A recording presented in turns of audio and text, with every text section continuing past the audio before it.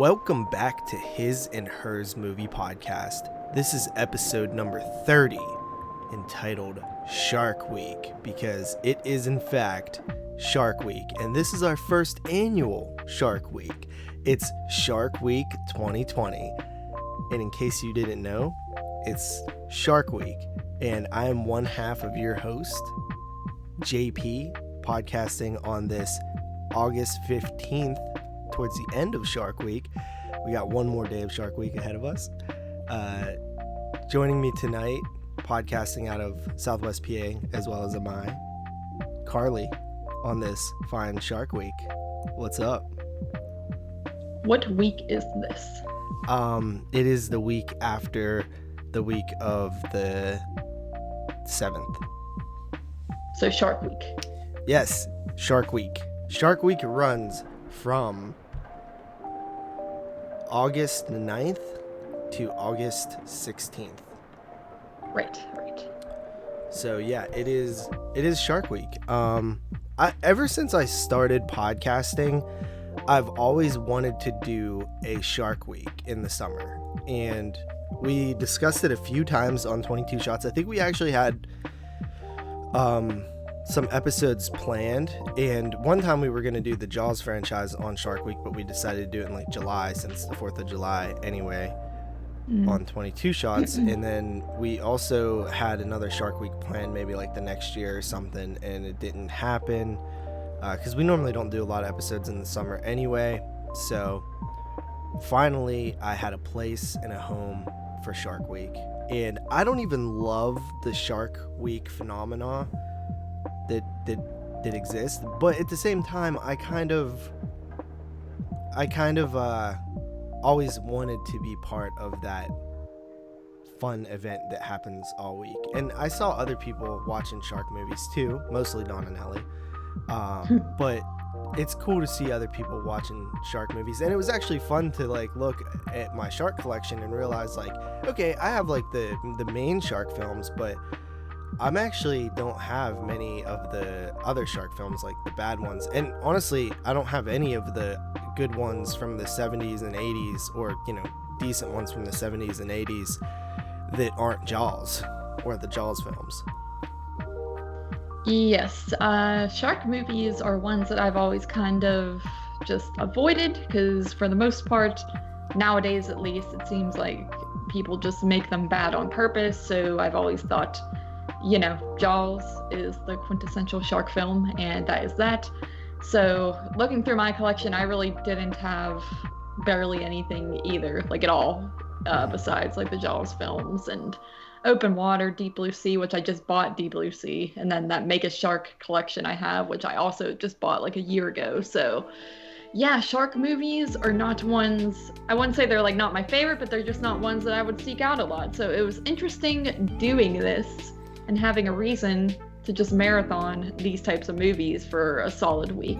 Yeah, you know what? And also that sort of shark collection that you have, the mega collection, there was actually a Blu-ray release of that, and it was only released in like a few Walmarts, and it's like super rare, which I would have loved to have that version. But the DVD version, I remember I saw it and I bought one, and I saw another copy and I was like, dude, you should buy this.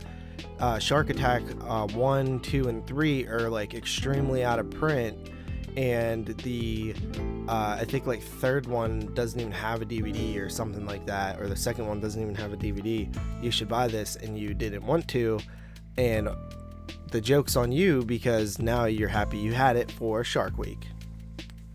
The joke would be on me if I did not buy it, but I did buy it, so there's really no joke. I don't know why you're laughing. Because you fought me and said that you would never watch it, and then you did. Yeah, but I don't know, dude. I just feel like... Dude, could you imagine if you took a picture of your shark move collection for Shark Week, and you even had less shark moves, and I came in with this nice picture with my Jaws shirt and my Jaws cup and all my Jaws moves, my Jaws on 4Ks. I had more Jaws that I could have showed. I had all the Jaws films on DVD, and I have Jaws 1 on VHS. I could have put that in the picture, but I didn't want to embarrass you too bad. Dude, like you don't even like I made that nice little post in our group to like get everyone hype, and then you come in like with this over the top post that wasn't even necessary because you're posting shirts and like cups and merchandise. Buddy, like, are you gonna if watch my that for socks Shark wasn't Week? dirty, I would have posted my shark socks too. Or okay, are you gonna watch the socks? Are you gonna rate the socks? No, but I'm gonna this wear week? the socks and the shirt and drink out of my cup while watching Shark Week. I doubt you did that. I did it once. All right, well, I was gonna I'm wear just this saying. shirt every day of Shark Week. And the socks. my thing, ew. I'm You're gonna gross. like, yeah. You have like 2 other shark shirts you could have wore. No, I just kept on the same one. But I just feel that you're fake. But also, yeah, I have that Mega Shark collection, but it's one DVD, so it's not like Two. a plethora. 2. All right, I mean just like one DVD case. Oh yeah, So but it's not that but exciting. But like honestly, that collection's pretty good. It's a pretty good collection. I like it. I didn't watch. I only watched I think two movies in it, or maybe even one. I don't know. But it has Shark Man in it, which was another funny one. That one stars Jeffrey Combs. I'll talk about that later. But yeah, man, Shark Week was how was your experience prepping for Shark Week? It was not too bad. I don't know. I was starting out with purposely bad ones because I was just kind of in that mood where I was like scrolling through Tubi. That's another thing. I don't feel I have to buy all these shark movies because there are so many just piled up on streaming sites that you really do not even need to seek them out. It's so easy to get a shark movie at your fingertips. But Honestly, anyway, so- you're not wrong. Like, I was Yeah. actually shocked at the amount of shark films that were on Tubi alone. And Yeah. there were others on Prime. And then, you know, if you couldn't find what you were looking for there, or you wanted something different, just type in shark movies on YouTube, and there are a plethora of uploaded illegally shark movies on there. So yeah, you're right. I mean, there pretty much any shark movie that you wanted to watch was somewhere streaming, either, you know, through a actual streaming service or just some dude uploaded on YouTube.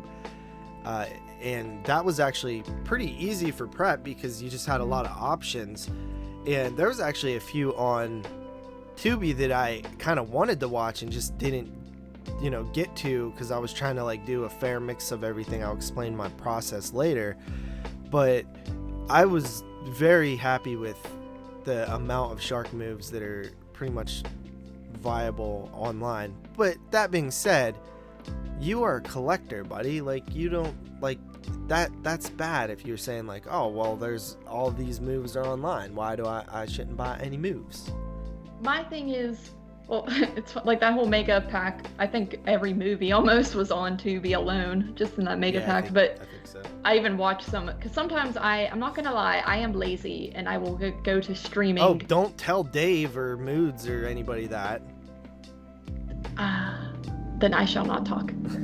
But I am lazy and I will literally you remember go on to 22 Shots I tried to like explain that like it was like I own the Blu-ray of The Crazies, but since I yeah. already watched it, it was on Amazon Prime. I just played it on there, and they're Yeah. like, "What? Like you? Oh, geez, you're lazy. Too lazy to go to the TV." And I was like, "Dude, I don't know where that DVD. Like, my collection's all out of sorts. I watched it, so every time I watch something, I put it in like a completely different section of the not even in this room. Like, I'm not gonna go hunt this thing when it's already my Xbox is on and Prime is right there." Yeah, I mean, But I got made fun of. Well, if you're just laying on your couch I and you're got already made laying fun there of. and you're like, I have to watch a movie, Oh. and you just don't feel like actually getting up and going to the DVD I'm section. telling David Mids. What? I'm telling David Mids. Well, Dave listens to the show, so Dave? Dave, you listening? No, I'm trying to Carly get. is can I- all. Carly's lazy. She's too lazy to go put her DVD in. No, dude, can I like get my explanation out, like, because then I'm trying to explain myself on this matter. It's just you're lazy, yes, and you're tired, and you know there were a few days during this where I was sick, so I'm like, I'm just gonna go on Tubi were because sick? yeah. Oh, you mean like that's like not like coughing sick. Ew, don't ever make that noise again. Yeah, I was like vomity sick, so I was sitting on my couch and like afraid to move, and so I'm like, I'm just gonna put on the Tubi, and then there's all the movies, and then there's some that I have, and I'm gonna watch them on there. But to me, it doesn't defeat the purpose of collecting, because for me, I just like collecting to have a cool looking collection to show off, for one thing, and two, you still spent the money on the physical media, so it's not like I'm giving up. I hate people who just watch streaming things and think there's no need for DVDs and anything like that anymore, because they're going to make it go extinct. No, I will buy the movie, but when I'm lazy sometimes, I shall watch it on streaming if it is on streaming. Right. But then sometimes it's not on streaming, and that's why it's necessary to have movies, and sometimes they take off a movie off of streaming. Now, so. see, here's another reason why I like, okay, I'm kind of an HD fiend now.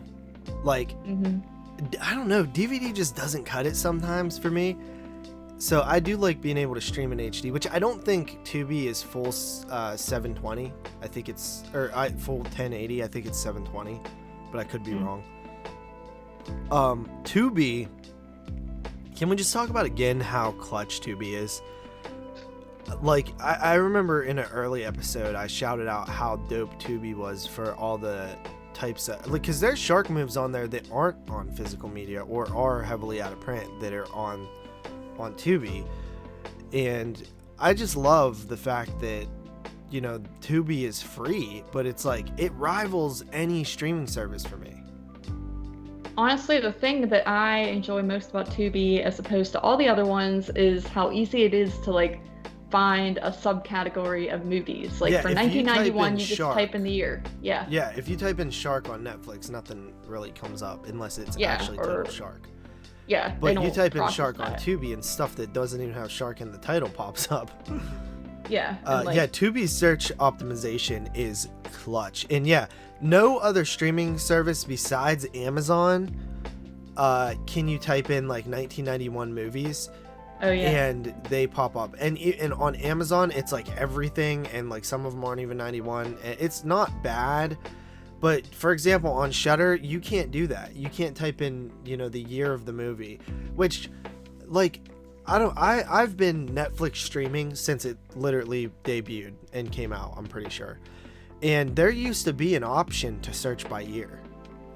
And honestly, there used to be an option to search by a lot, and Netflix honestly like de-optimized for, like, I think they do this thing where they make their library look bigger than it is.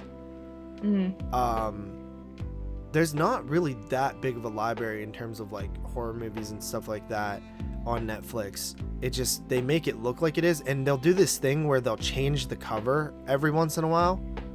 Yeah. So I think that it like tricks you into thinking that there's new movies, but really they just changed the cover to a different cover. But yeah, Tubi is awesome, man. I watched a lot of these on Tubi. Yeah, I just scrolling through all the movies on there, it's fun. And back to like my actual Shark Week experience, it was, you know, there's a lot of bad ones on Tubi, but I was kind of the same way. There were some that I almost wanted to check out, but I just didn't get to, because one, I was trying to not just watch complete stupid trash ones. I wanted to watch some good ones to decent ones as well, so that I'm not just talking about 1s out of 10s the entire show and that's it. So but when I started out, the few days when I was sick, I didn't feel like watching anything too serious, and I picked movies that were like an hour and 10 minutes long, and I was watching those. So, but I was having fun with them. I mean, they were bad, but I was still having fun. And then of course I watched the Jaws franchise, which I've actually never watched in its entirety before. Thought I'd seen part 3 before, and I think I've honestly only seen bits and pieces. I don't think I've ever actually watched part 3 all the way through now that I rewatched it, because nothing was familiar to me besides the fact that Dennis Quaid is the star. So, but part 2 and part 4 of Jaws I'd never seen. So that was interesting, because I always was curious on them, but I wasn't too curious, since people always said, oh, you know, they're nothing too special. That's pretty much the general thing I've always heard. So that was interesting to watch those. And then, you know, watch some other like franchise movies. There's a lot of shark franchises. Like, you could make a podcast, so like Shark Weeks out of just franchises if you wanted. Like with your show, for example, you guys could like Yeah. do that, like the Sharknadoes, the Shark Attacks, the Deep Blue Hmm. Seas, all that. Yeah, which is crazy because there wasn't back then. Yeah, yeah, Like, true. what year did Sharknado come out?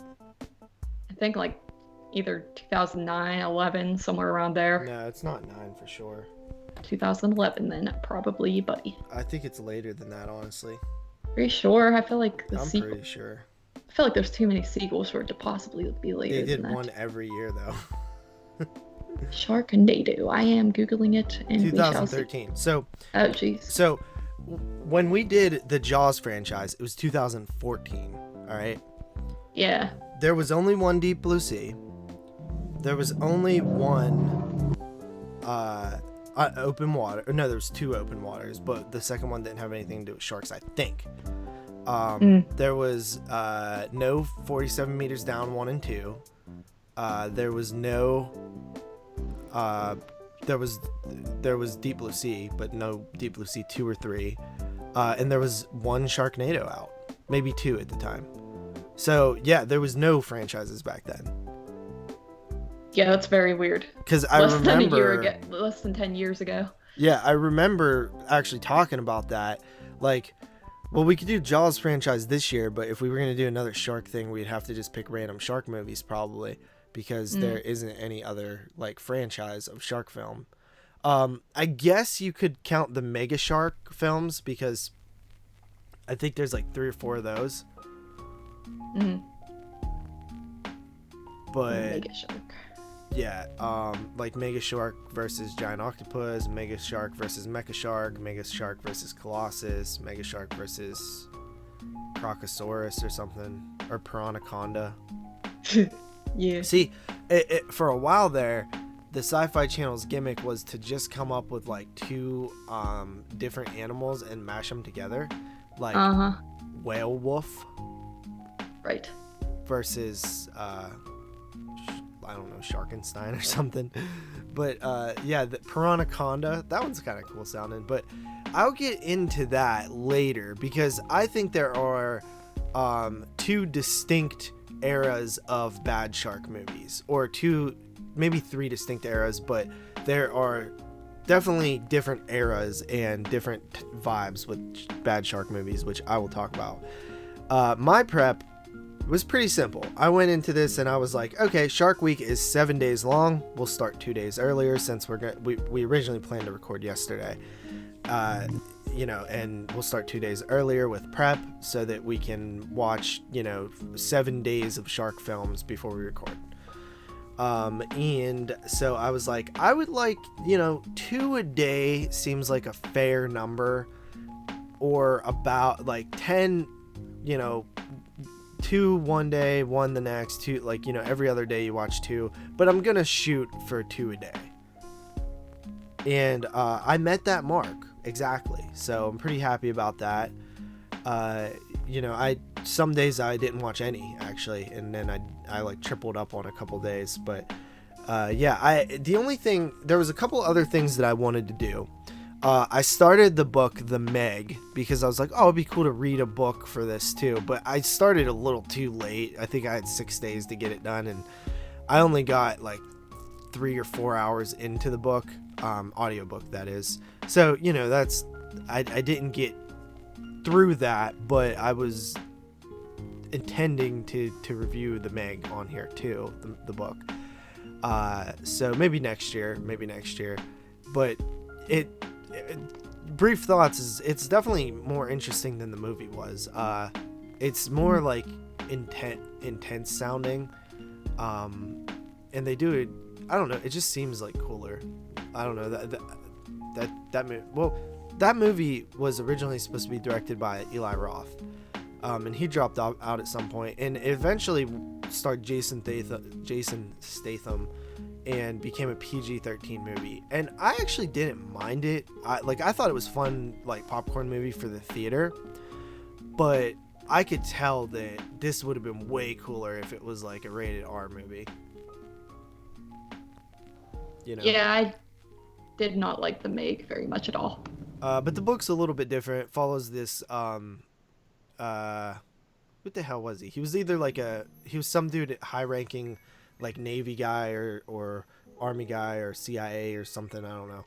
And he took a team like into the deep deep sea, you know, like where like the deepest parts that nobody's ever been. And basically he like screws up the mission and like everybody dies except for him. But he says that he saw a megalodon and nobody believes him, so he like kind of goes and on these like little tours and talks about him and stuff like that. And then these researchers like get a hold of him and they want to go down and stuff like that, and then they basically free the megalodon. So yes, that's kind of what happens there. And honestly, the book made it sound so like we've like explored like 1% of the ocean, Right. and like people are saying like, you know, megalodons could still exist, and you're like, well, how wouldn't people have seen them?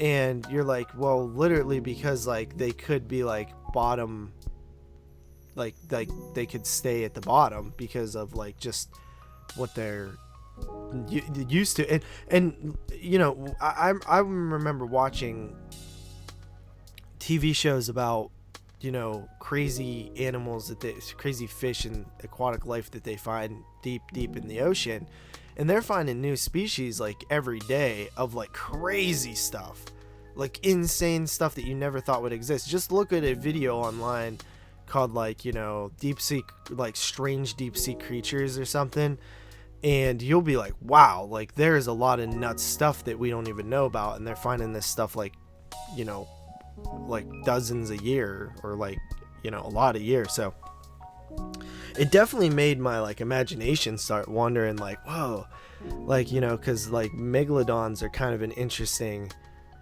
like I can't really put in a picture like how big they actually are, you know what I mean? Right. Because like to me, I can't really comprehend it, but I know they're really big. This sounds like a good moment for a shark-a-fact. Yeah, you know what? Not Shark Attack right now, buddy, but I know that you were looking into doing some shark-a-facts. What? No, I was like, yeah, that's what I said. What are you said talking Shark about? Attack, buddy. No, I said it's a good time for a shark-a-fact. Okay, It's like Shark Attack. I came but up like with that, Shark by the way, Effect. guys. I just said that.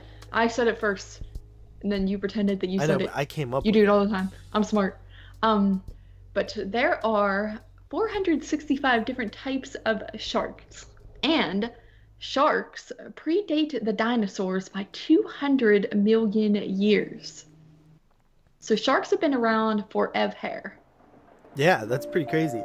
Sharks are so interesting. Like I never was like, my friend Martin was very into sharks when we were growing up. Like he would talk, like he really liked Jaws and stuff like that, and he was really into like sharks. I just was like, you know, they're not around me. I don't like really. They're not like I'm not gonna work like, I don't know, like kangaroos or something. You know what I mean? Like that. Yeah, I don't they're care not about. around me. Yeah. So, but now they're more fascinating to me. Like they don't know a lot about sharks. You know what I mean? Still, like I don't even know, like how does a shark mate? You know what I mean? I don't even know. Do they know? Well, actually, I mean, I don't want to give away all the shark facts right now, but that brings me to another shark fact. Where is it? Where is it? For one thing, a female can sometimes get pregnant by herself through parthenogenesis. I don't know what that means, but sometimes she can just have a baby without the need for a male. And the female also has thicker skin than the male because when mating, the male bites onto the female and does punctures into her. So Sounds like me. it doesn't sound, yeah, it doesn't sound like the best sexual experience. Right. Interesting shark fact there, buddy. Remember when Thanks. I came up with the term shark fact? No, that's me.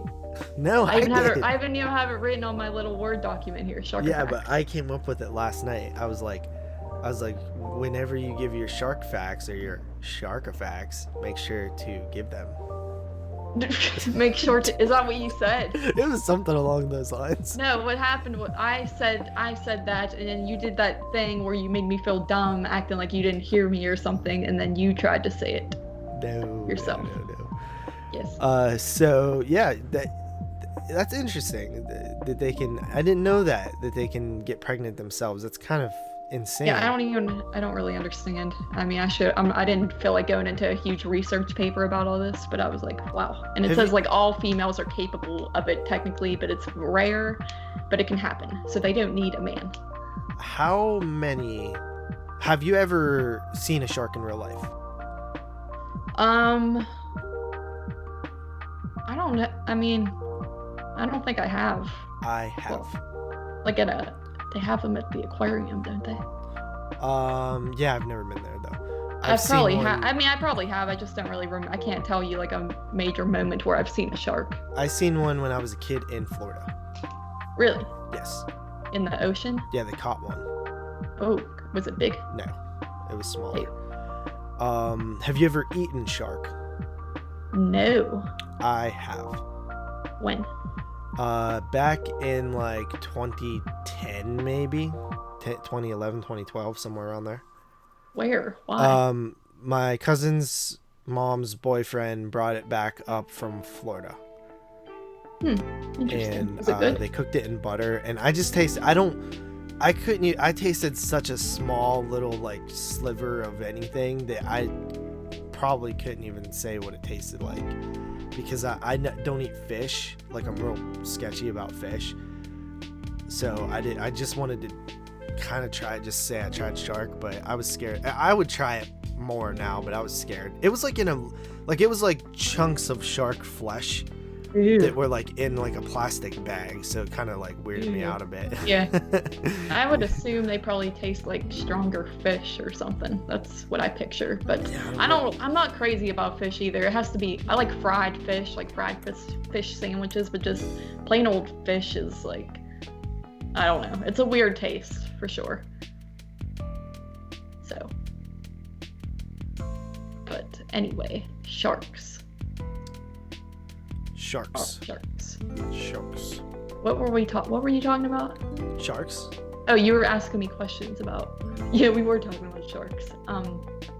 You kept asking me questions of things that I have never done, and I have not done them. I have not eaten a shark.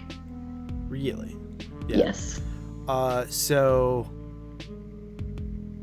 besides eating sharks and seeing sharks, I think the concept of sharks, it's fascinating that it became like this huge subgenre in horror. You know what I mean? Like, why sharks? Like, I mean, there are other, and Tubi will let you know this, because once you watch one killer animal movie, they're like, boom, and they're like, you might enjoy Piranhaconda versus Gatoroid, you might enjoy Boa versus Python, you might enjoy Ants Attack, you might enjoy like all this stuff. And I'm like, I actually do enjoy a lot of these, but yeah, so it's kind of fascinating how it became like sort of a phenomenon a little bit with the amount of shark movies that happen every year. It's pretty insane. Like, if you go from, you know, the Jaws era, there was quite a few Jaws ripoffs after Jaws, and then of course Jaws spawned some sequels. So through the 70s and 80s, you have some shark related movies, not a ton. You had a lot of other animal like, if you like, there was some shark movies, but like there was a lot of Jaws ripoffs in general, like Orca the Killer Whale and Piranha is another one. The alligator films were kind of ripoffs of Jaws, like, you know, the giant animal attack movie was, and just eco horror in general happened pretty increasingly after Jaws. But then you have like and honestly, like, you can count on like one hand all the killer shark movies from the 90s, and I've seen them all. I think no, except for Cruel Jaws, I think, but I've seen pretty much all the ones I could find. Either had seen them before or watched them this week. And then the 2000s, early 2000s, you know, with the shark attacks, and then there were a few more in like 2004 ish, and then around 2009-10, just an explosion of shark movies, all the way through the Sharknado era, on up to now. They're just very common. But yeah, so interesting little fact there about the shark histories. There's so many covers to shark movies that are just rip-offs of Jaws in themselves too. I mean, I know like it's a basic cover, like a shark like underneath the water of a girl, but there's just so many that are blatant, like the same thing pretty much that I've noticed, and it's kind of funny, including the Jaws sequels. Yes, and the Sharknado actually spawned like a subgenre of NATO films. Yeah, like, oddly enough. Oh, there was all kind of weird ones. Stone NATO. And I'm like, isn't that just a tornado? Because they pick up stones. Oh man, there was some. I can't even remember some of them, but yeah, there was tornado. They were throwing everything in tornadoes for a little while. And Jaws, and of course Sharknado spawned like 6 sequels, which is insane. Or 5 sequels, I think 5. I think there's 6 Sharknado films. I've never seen any of them. I actually, the first one they had, on Netflix, and I tried to watch it a few years ago because I wanted to see. I just was really curious, and I wasn't. It's like it wasn't even a horrible film. It was just like so blah. But that's these movies, their titles and their covers and the hype, that they're bait. They get the people, they suck them in. They're like, Sharknado, what a silly title. And then everyone watches them, and that's how they become such a big thing. But I don't know, they're really just not that good. And I don't know, I didn't finish. I don't think I finished the film. So yeah, I think that I would probably like them now more than I would have when they came out, because I've kind of softened on bad movies in general a little bit. I used to like really resent them and push back on them, but I think I'm a little bit different now. So, all right, with that little, I guess that was our week with shark movies. Pretty much, it's a blur of just water and shark. What else did? Oh, movie theaters are opening back up, which is pretty exciting. So I just wanted to throw that in there. So, yeah, that's happening. Let's see what else here. What did we have planned next? Oh, since we're talking about sharks, yes, I thought it would be fun to talk a little about horror franchises and them jumping the shark, which I first heard of this concept on an episode of The Skeleton Crew. I think there was 2 episodes. It was called When a Horror Franchise Jumps the Shark, and they basically just discuss where and when they thought the horror franchise jumped the shark. Now, I will say this, I think that I actually heard a version of this on another show called Rabbit in Red that debuted before the Skeleton Crew episode. But I don't think they called it When a Horror Franchise Jumped the Shark. I think they called it like when did the horror franchise go bad or something like that. But it was kind of a similar concept, which Mike Sienkiewicz was on both of those shows. So yes. But what does that jump the shark? What does that even mean? I'm glad you asked, because I do have an answer to that. I know what it means. I just mean what is who came up with that?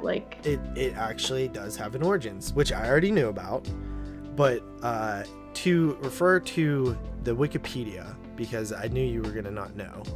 I wanted to. I knew this already though. I swear, I already knew this. So, jump the shark is an idiom used to describe a moment when something that was once widely popular but since has grown less popular makes a misguided attempt at generating publicity that instead only serves to highlight its irrelevance. This is especially applicable to television series or other entertainment outlets. So what you might say, that in season 7 of Married with Children, I don't even know if that's true, if that's the right season, but they introduce a kid. And that is the moment they jump the shark. On that 70s show, the show was ending. Topher Grace wanted to leave. They brought in some other guy and tried to keep some relevance of a season and try to move the show forward. That's when that show jumped the shark. Do you get what I'm saying? Yes, buddy. I know what the phrase No, I know. Oh, okay. But I'm gonna give you why. You might be like, why is that called Jump the Shark though? Yes, that is what I am asking. Because there is a show. The phrase derives from an episode of the sitcom Happy Days. Do you remember Happy Days? I mean, I know what it is. I never watched it though. You know the Fonz, right? Yes, Hey. yes. Okay, I used to watch Happy Days a lot with my cousin when we were kids. So I like Happy Day. I haven't seen that show in literally probably like 20 years. So it ran from 1974 to 1984. And in an episode, the character Fonzie jumps over a shark while on water skis. This gimmick strayed absurdly outside the storyline of the sitcom. Wow. So it quite literally stems from when Fonzie jumped over a shark in an episode of Happy Days. That's crazy. And everybody's like, well, this show jumped the shark. So years later, like, oh, this is a jump the shark moment. You know what I mean? Yeah. And that's why it became Jumping the Shark. That is weird, because usually like figures of speech or whatever you want to call it come from like real life stuff. I never thought it would be just an episode of a TV show. Like I thought it had to do with people actually jumping over sharks or something. I don't know. So that's weird. That's cool though. Yep. It's kind of stupid, but it's funny. Yeah, there's also another one called Nuke the Fridge, which is basically what happened in Indiana Jones and the Kingdom of the Crystal Skull, in where Indiana Jones survives an atomic bomb detonation by fitting himself inside a refrigerator. I see. Yes. Interesting. So, and I just think that ripped off the movie Mosquito from 1995, because in Mosquito, you think this guy dies because there's a bomb that goes off in the house, but he lived because he went inside a refrigerator. Buddy, no one watched Mosquito. Oh, yes, they have. I have, because of you. So yeah, that's where Jump the Shark actually came from. It's kind of interesting. But anyway, so when horror franchises jump the shark, you're not necessarily looking for a moment when the horror franchise does something bad necessarily, but when it does something that is like too outside the box to stay sort of relevant, or like, to stay grounded. So if you're looking at like franchises, I think there's multiple moments that you can say a film jumps the shark, or a film franchise jumps the shark. So like, for example, there's like mild jump the sharks, and then there's like drastic ones, right? Mm-hmm. So if you're going to take a franchise, right? Right. And you're going to take a franchise and say when it jumped the shark. So if I said Halloween, when do you think that franchise jumped the shark? Me personally, I would say with Halloween 5. Halloween 5. Why?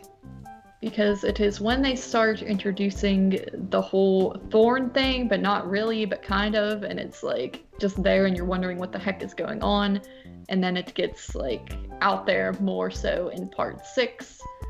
But even, I mean, that franchise is hard because then that's all scrapped after that. But like still, I feel like it takes it out of its normal just Michael Myers is this crazy killer in town and turns it into like this big cult weird thing where he's like involved in something bigger, and I think it's a little out there. So for me, I would say that Halloween jumps the shark with part 3. because it's not a Michael Myers movie. Yeah, I mean, it's completely. It's like Halloween 3 is a shark, and they jumped, and John Carpenter and Tommy Lee Wallace jumped it, because what the hell is that? That's not Halloween. But if you're gonna make the case, because I do like Halloween, and jumping the shark, I think it's generally perceived as bad, but I think, like, if you look at it objectively from an outside source of, like, someone who isn't maybe into horror films as strongly, and they watch Halloween 1, 2, and 3, they're gonna, and they didn't know what Halloween 3 was, they're gonna be completely taken back, which is how general audiences responded in 1982. So I think that it kind of makes sense that would be a jump the shark moment, even though I like the movie. But if you're gonna say, okay, let's not count that, then honestly, Halloween 4 is where it kind of jumps the shark for me, and that's because Dr. Loomis and Michael Myers are both dead in Halloween 2. Michael Myers is for surely dead in Halloween 2. I mean, yeah. His face, like, you see his skeleton, I'm pretty sure. Yes. So that's sort of a jump the shark moment. But for me, if you're really gonna, so I would truly probably say like part 4, but that it's sort of still a mild jump the shark. It's horror movie stuff, right? That you kind of have that happen in horror movies sometimes. But the pure moment of jump the shark for me in the Halloween series is when Busta Rhymes is talking to Michael Myers, saying that he's gonna play Michael Myers, and that Michael Myers can't be Michael Myers, and Michael Myers leaves and walks away. Right. That is just pure jump the shark. That is jump the shark. That movie's thought that movie existing was a whole jump the shark, because it just shouldn't be there. So that is the prime moment where I'm like, this franchise is dead. Yeah, it's hard, man. It's hard when you think about jump the shark movies, because technically you could say like every one of them has something. You could say part 2 of Halloween is a jump the shark, with the sister aspect being brought in, because a lot of people don't like that. That's fine. But people don't like jump that. The shark. But it's not jump the shark though. Because it turns the whole franchise into a family thing. That's what everyone argues all the time. I don't care myself. What's wrong with it being a family thing? Because everyone says it takes the scariness of the serial killer out of it. Everyone's pussies. I know, I don't agree with it. I'm just saying, like, that can be an argument for some people, and then my argument could be a thing, and then yours can too. So what happens when you take this sister element? Look, John Carpenter sat there, and people say like, oh, he had to drink himself into an idea. Okay, so what? Sometimes the best ideas come when you're under the influence. Lots of artists will tell you that. And here's the reason why Jamie Lee Curtis and Michael Myers are brother and sister. Because in Halloween 2, you could go one of two ways. You can go, Michael Myers is going to be still after Laurie Strode, in which it would make no freaking sense if he was looking for her and they had no connection. Just like in Halloween 20, where Michael Myers and Laurie Strode seem to have this connection, yet they just really are strangers that ran into each other on one night 40 years before. Yes, so that movie jumped the shark. So, yes, does the sister element add like, and what do you mean it takes the scariness away from it? So if you're like, if your brother kills you, it's less scary than if a stranger does? I don't know, that's just what if your brother comes in and just trying to kill you, that's less scary than if it's a stranger. And guess what? Her brother is a stranger. Dumbasses.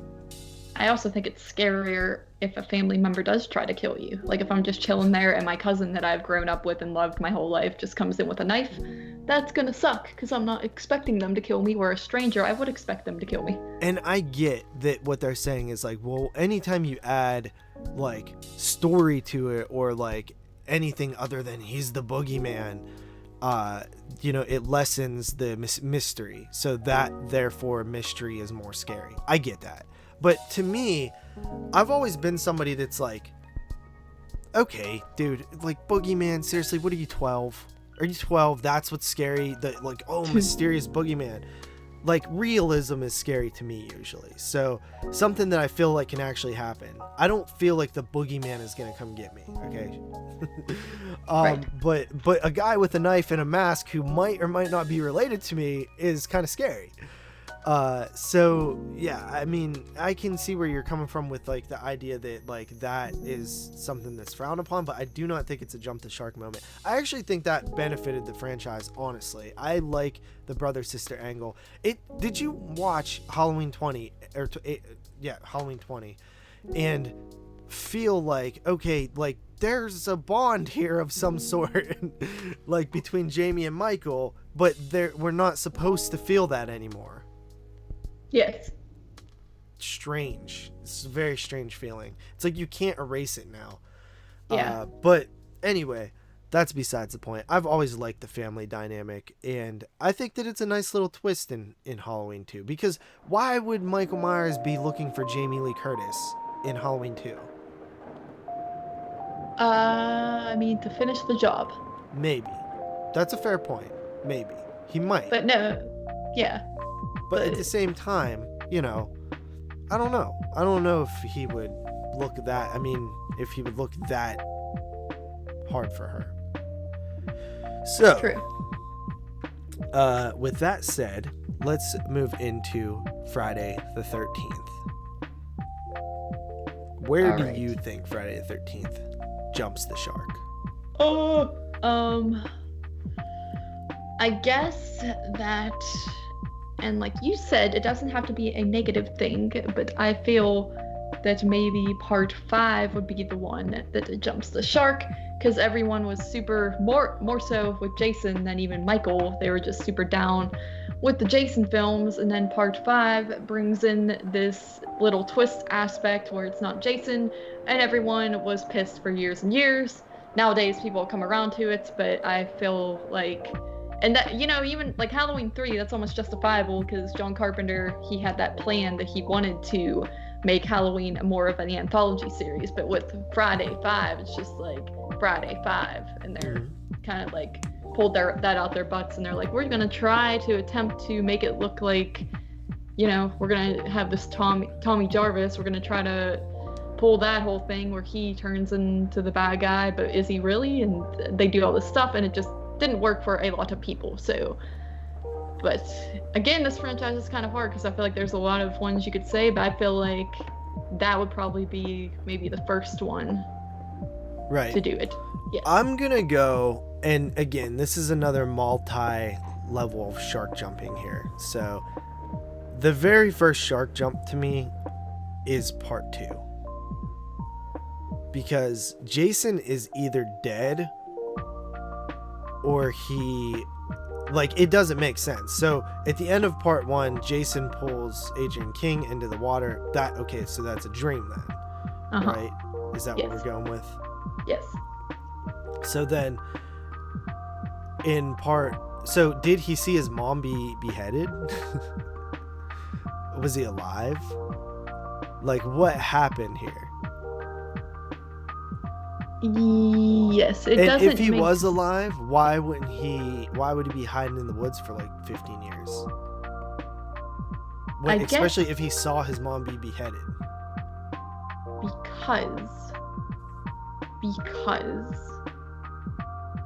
Because wait, so yeah, I mean, it never did. It doesn't make much sense. No, it doesn't. Especially if he drowned, he would have just drowned, and he would be dead. Because like they saw him drown in the water. I can understand not being able to recover a body, because that does happen. But like, not he would in a lake though. Yeah. Oh, yeah. True. Picturing an ocean. They make it look to drag the lake again. You are correct. It doesn't make sense, and the mom is so hurt in the first one, and you would think that she would have tried harder to find her dead son or missing son. Yeah, if he was dead, if they didn't find a body, there's no way in hell Mrs. Voorhees would have gave up looking in the woods. Yeah. So it really, Jason 2 doesn't really make much sense. And I think a lot of people have just kind of, including myself, just been like, whatever. You know, but that's Tom Savini's whole reason for not wanting to do part 2 is he's like, Jason's dead. Like, what do you mean Jason's the killer? He died in the first one. Yeah. So I can see that. But if we're not going to go there, I would second you on Friday the 13th part 5, because it really does take, like, when you think of other shows that have jumped the shark, you think of stuff like Roseanne when they became millionaires. Yeah. Right? That's a complete jump the shark moment. Uh-huh. You think of when they introduce the not Eric in that 70s show. So you think of 2.5 Men when it becomes Ashton Kutcher. Yes. He was involved in 2 Jump the Shark shows. So, you know, I think that, you know, replacing Jason as the killer is super Jump the Shark. But if for me, the very moment that I feel like the franchise like truly jumps the shark is when they introduced the telekinesis in part 7. Yeah, I mean, I was almost going to say that Jason Lives could be the jump the shark because When he you comes get zombie back to Jason. life. Yeah, because then it's, I guess so. I feel like maybe every Friday sequel has a jump the shark. that's why, like, I mean, yeah, I guess, yeah, because you can't even say part 1, 2, 3, and 4 since you just brought up the point of part 2. But yeah, I was gonna say Jason Lives originally, but I feel like people like that, and then part 5 they didn't like, and then, but yeah, the telekinesis thing is definitely, if you're talking it's next level it's jump the shark. Like maybe Jason coming back to life through a lightning bolt is pretty jump the sharky, but let's not forget, I mean, Frankenstein did it, right? So that's not right completely bull. And you know, the telekinesis is like really out there, so that, and then, you know, part 8 traveling to New York on a boat is pretty jump the shark. And then in part 9, the whole like body swapping is pretty jump the shark. Oh, and I think anytime you go to space, you've like not only jumped the shark, but like cleared it by like 2 football fields. Typically that is when the franchise does it, but Jason waited till part 10 to get to that point. Right. But and if yeah. And then I think they kind of grounded again in Freddy vs. Jason a little bit. Yeah, for sure. But right. yeah, I feel like if I had to pick a first one, it would probably be part 5 for me. Right. And I planned this going in that like I don't think any of these have like a singular moment that they jump the shark, but there's just like lesser extremes of shark jumping throughout a franchise. Yeah. So let's move on to the final one here that we're going to do for this time, and then maybe next year we'll get to some of the others. Let's say we have Nightmare on Elm Street, which I know you are not as familiar with, but when did Nightmare on Elm Street jump the shark? I feel like... See, yeah, I'm not... I can barely remember part 4, but I feel like part 5 is one, because that's the Dream Child one, and I feel like that one made... The whole movie obviously is fantasy, but I feel like that one is when things like made super less sense and were just becoming... The whole Dream Child concept was kind of goofy. Although I do have fun with that movie, I feel like that might be the one. But to be fair, I haven't seen part 3 and 4 in a long time. Well, how about you say part 5? How about part 2? Part 2, It's I do love part 2, completely different. It is very different. Yes, it takes on a whole different concept with Freddy and everything. So yeah, it's more of a possession film. Yeah, I mean, like Freddy isn't killing Jesse in his dreams or trying to kill him in his dreams at all. Which Nancy, that was, you know, Freddy was trying to kill her in her dreams. But good old Jesse is just trying to be possessed so Freddy could come back to life. Yes. Which is kind of interesting. I think it's interesting, but I think it's a jump the shark-ish moment to a lesser extent. And then you got the whole like homosexual undertones, which are a conversation of its own that we've had. But if we're not gonna say there, I would say that part 4 is probably where it kind of gets, because that's like MTV Freddy. I was gonna say that, yeah. People say it starts in part 3, and it does. It starts a little bit, welcome to prime time, bitch, and stuff like that. But I think he was still really scary then. But in I think part 4, 3 inspired what was to come. Right, yeah. So part 4 is where MTV Freddy really showcases himself. So I'll say that, part 4 is probably where it... Sorry. Yeah, that probably makes sense. And I don't remember part 4 at all. I feel like that one's the farthest in my memory. For me, the defining jump the shark moment in the entire franchise is the beginning of part 6, when Freddy Krueger is literally riding a broom in a tornado saying, "I'll get you, my pretty, and your little soul too." Yeah, that movie is just... I mean, I know you like it. Mm-hmm. Yes, I just think it's complete garbage. I mean, I give it a favorable rating still, but just like in the franchise, and I don't even like the franchise that much, but like part 6, like I can see why it pisses everyone off. Yeah. Because they just made that fool. They weren't trying at all to make that. That was like some Seed of Chucky type of stuff, which doesn't make sense because that came after the fact. But anyway. So that is our little interpretations of when a horror franchise jumps the shark. Shout out to the Skeleton Crew.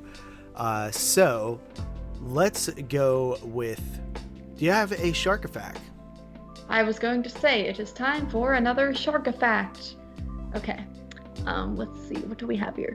Sharks do not have any bones. However, they are still able to leave fossils behind due to the salt in their cartilage, the strength of that leaves some fossilization, but they do not have actual bones. It's cartilage, huh? Cartilage, yes. Yeah, that's crazy. I knew like something salt, about that like... from the Meg book. They were talking about that. Oh, really? Yeah. Interesting. Mm-hmm. All right, so with that said, let's get into some lists here. So we have some shark lists.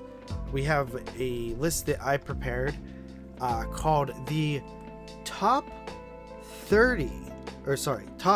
25. I did have a top 30, but it was a really, really bad list, so I went with this top 25. Now, see, this list is from 2015, so there's going to be some stuff not on there. But this is a top 25 shark movies of all time. All right. So, coming in, and this is from Den of Geek. So, coming in at number 25, we have 2012's Jurassic Shark. Yes. All right.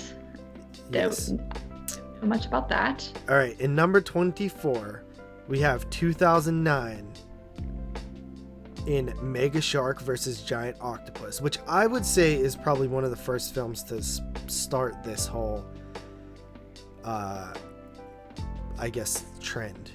Mm-hmm.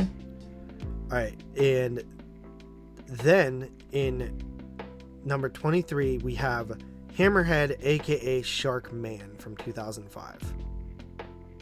I apologize. Did you say this is the best list or the worst list? The best list. Okay. All right, buddy. All right. I didn't get to see Shark Man. That's one on my pack, isn't it? Yep, I watched it. Yeah, I didn't get to, that's one that I think that's the only one I might not have watched in that pack. Number 22, Shark Attack 3 Megalodon, 2002. All right, I watched it. I shall give my Number opinion. 21, Super Shark from 2011. Right. Okay. Number 20, this one I actually kind of wanted to see. Ghost Shark from 2013. Is it a poltergeist shark? Yeah.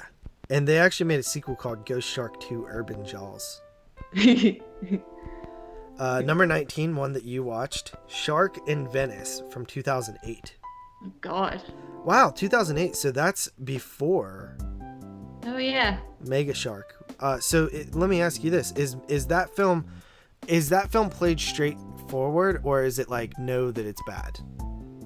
It's pretty much it was played pretty serious in my opinion. Okay. It definitely had bad effects and not that great acting, but it wasn't trying to be a joke. Right. So I would say that the 2008 2009 is the cutoff point where they became like 2008 and before they were trying to be serious, and then like 2009 and above it seems like they started knowing that they were bad. Yeah. Shark Swarm 2008. I didn't even hear this one. What's it called? Shark Swarm 2008. I've never heard of that. Yes, me neither. Number 17, Raging Sharks 2005. I've never heard of that. Me neither. Number 16, Swamp Shark 2011. Not familiar with that either. Number 15, the one that everybody says that I should ask me why I didn't have it in my collection. And honestly, it actually looks kind of cool. La Ultimo Squalo, aka The Last Shark, aka Great White, 1981. And yeah, so that is an Italian shark film. Okay.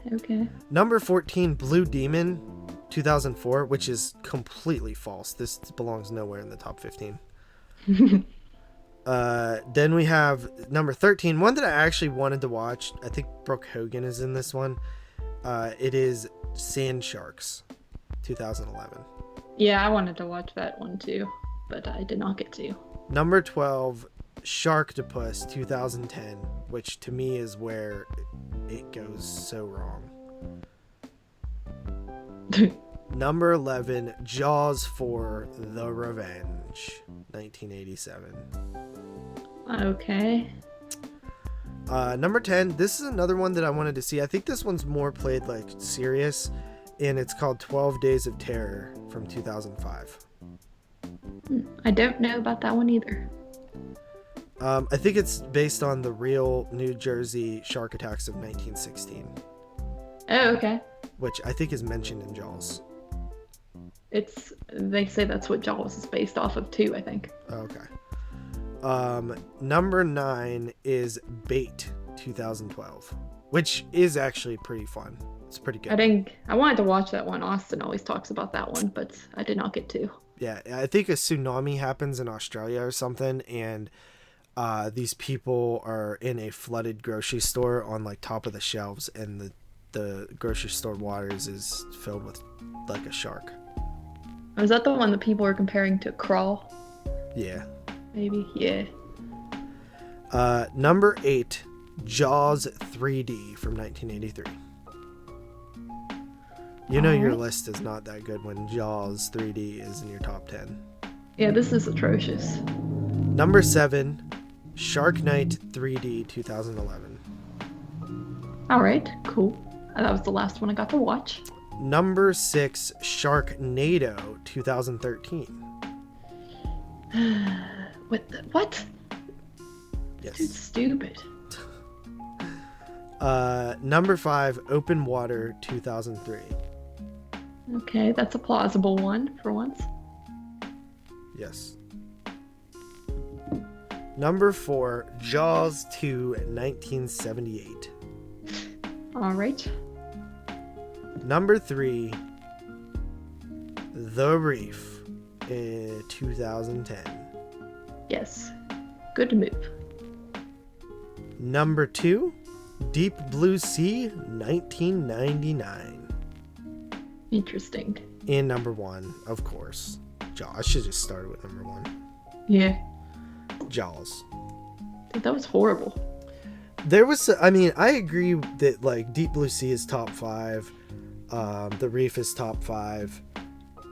Open Water is probably top 5. And then I don't like a lot of that other stuff was like not good. But stuff that wasn't on there on 30 or 47 meters down and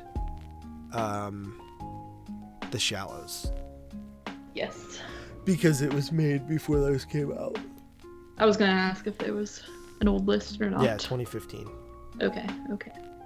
All right, 12. All right, so you have a list. I do. I found an article with top 5 most famous shark attacks in human history, which, let me tell you, I was trying to look up like lists of shark attacks and stuff like that, and a lot of websites are like, you have to sign up to continue reading, and I am getting sick of that. Let me do my research and let me steal your content, please. Thanks. So I shall read these. First up is a guy named Rodney Fox, and this was in 1963. Have you heard of him? No. All right. Well, it says, a great white shark attacked Rodney Fox while he was participating in an Australian spearfishing tournament on December 8th, 1963. So I was going to say the winter, but that would be like the summer for them, I guess. He was just about to spear his next fish when the shark attacked and took his whole torso and its huge mouth. He gouged at the shark's eyes to get it to let go of the grip, but it still came back after him. He tried to shove it away, but his hand ended up in its mouth. Fortunately for Fox, the shark became distracted by a line on its catch. Because the line was still attached to Fox, he nearly drowned when the shark headed under again. An unbelievable stroke of luck, the line snapped and he was able to get back to the surface.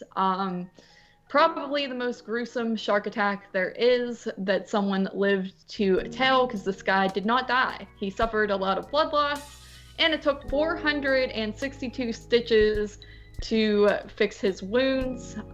There's still a tooth lodged in his wrist. And yeah, it pretty much, it gripped at him and his internal organs were exposed. And there are some gruesome images online, but this guy did not die. What kind of shark was it? It was just a good old great white shark. That's like the worst kind, I think. That is horrible. And then after that, what? Did you say something, Blake? Nope. All right. After that, a girl named Bethany Hamilton. This was in 2003, and she was only 13 years old. She was trying to surf on a beach in Hawaii, and while she was laying on the board, a tiger shark came up from below her and bit her left arm completely off. Her friends were able to... Oh yeah, I know her. I Really? know that girl. Yeah. You don't know who that is? Oh, I didn't.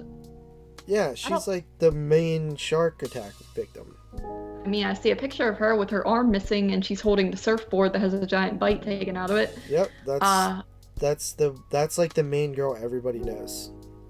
I don't know shark victims, buddy. I don't do my shark. I'm pretty sure she was like on like Nickelodeon and stuff when I was Well, a kid. it actually goes on to say that she wishes to not be associated as being just that girl who survived the shark attack anymore, and she turned down an offer to do a cameo appearance on one of the Sharknado movies because she just That's so distasteful. I know. And Come on. I feel bad for this girl. Like, she wants to have her own life, and then you still have, like, she probably won't ever. Like, she's missing an arm, so everyone's gonna ask her that. But yeah, she lived. She lost 60% of her blood, but she lived. That would be horrifying. But that happened in 2003, and then after that is actually the Jersey Shore shark attacks that happened back in 1916.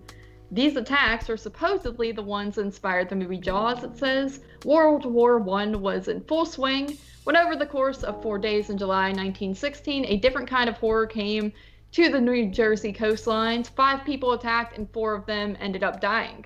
The first fatal attack was on Charles Van Sant on July 1st. The 25-year-old went out for a quick swim before dinner, but quickly found his legs in the mouth of a massive shark. That would surely suck. A lifeguard and bystander pulled Van Sant back to the beach, but the shark had done massive damage to his legs. He bled to death. 6 days later, and 45 miles to the north in Spring Lake, New Jersey, the next attack happened. This time it was a 27-year-old Charles Bruder who had his legs bitten off by a shark while Bruder swam 130 miles offshore. This shark apparently likes the legs of people named Charles. Um, well, that didn't make sense because it's a different shark, but you get the idea. The lifeguards came to his rescue, but there was nothing they could do. Jersey Shore attacks reached a sudden and horrific conclusion even further north in Keyport, New Jersey, 6 days later on July 12th. On this day, 11-year-old Lester Stillwell and several friends were playing and swimming in Matawan Creek, miles away from the ocean, when a large shark that had wandered upstream pulled Lester underwater. The rest of the boys went for help and returned with several locals, including 24-year-old Watson Stanley Fisher. The men dove in and quickly found Lester's body. While trying to bring it to shore, Fisher suffered a bite in the thigh right in front of, a shocked crowd of people on the shore. The bite was severe enough that he later bled to death. Residents in the area were still reeling from what had just happened to them when the shark began making its way back to the ocean. Along the way, it attacked 14-year-old Joseph Dunn from just a half hour later. Although he suffered extreme bites in the attack, Dunn was the only person to survive. So yeah, there's definitely sound inspired by Jaws, because it's about a town that was attacked and involves kids and stuff. So very interesting. And then, speaking of Jaws, the next thing was the USS Indianapolis incident from 1945. The Jersey Shore attacks would likely be the most horrific shark attacks in human history, if not for the sinking of the heavy cruiser USS Indianapolis on July 30th, 1945. The Indianapolis, of course, had famously just delivered pieces of the atomic bomb the U.S. later used in Hiroshima, Japan, to end World War II. On its way back to the Philippines, the Japanese torpedoed the Indianapolis, sinking the ship, sank in only 12 minutes. Yes. There were nearly 1,200 sailors on board at the time, and some 900 of them made it into the water. But the horror of surviving the sinking gave way to a new one as the men quickly began dying due to exposure to the elements and shark attacks. For 4 days, the survivors did everything they could to fend off the sharks as they fed on the bodies of the dead. The sharks also ate some sailors alive, although no one knows exactly how many. Only 316 of the 1,195 crewmen survived the horrific ordeal. Today, scientists believe oceanic white-tip sharks were responsible for most of the attacks, although they also believed a tiger shark or two may have been present. Yes, it says, while the incident was always famous, the role of the sharks in the disaster became even more famous in Jaws when Robert Shaw tells a chilling, albeit slightly fictionalized account of the sinking. So, that's interesting, for sure. I'm pretty familiar with that story. I watched a movie that story is based on, I watched a movie that is based on that story for this week, and I also have seen another documentary dramatization called like 120 Hours of Terror or something like that. That was as part of the Shark Week on Discovery Channel like years ago, which is actually good. It's a good account of the details. Yeah, I mean, that's such a good thing to like throw into Jaws. Like, that's the best part of the whole movie. And it's I used to think it was just a made up story when I was a kid. I didn't know about all that. But there's one final one here. We delivered Rom. Yeah.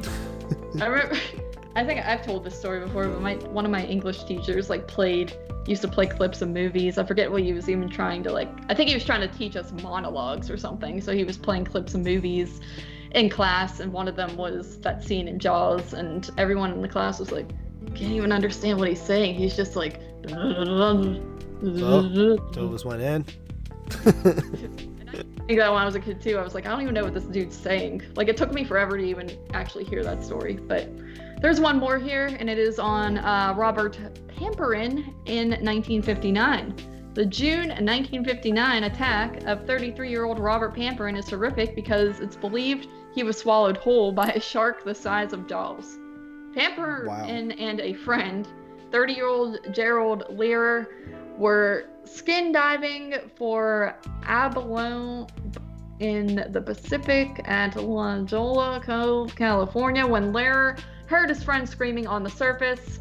Biologists later, I hate biologists. Biologists later determined from Lear's description that Pamperin was attacked by a massive great white. In fact, some estimate on the shark's size, but put it at between 20 and 23 feet in length.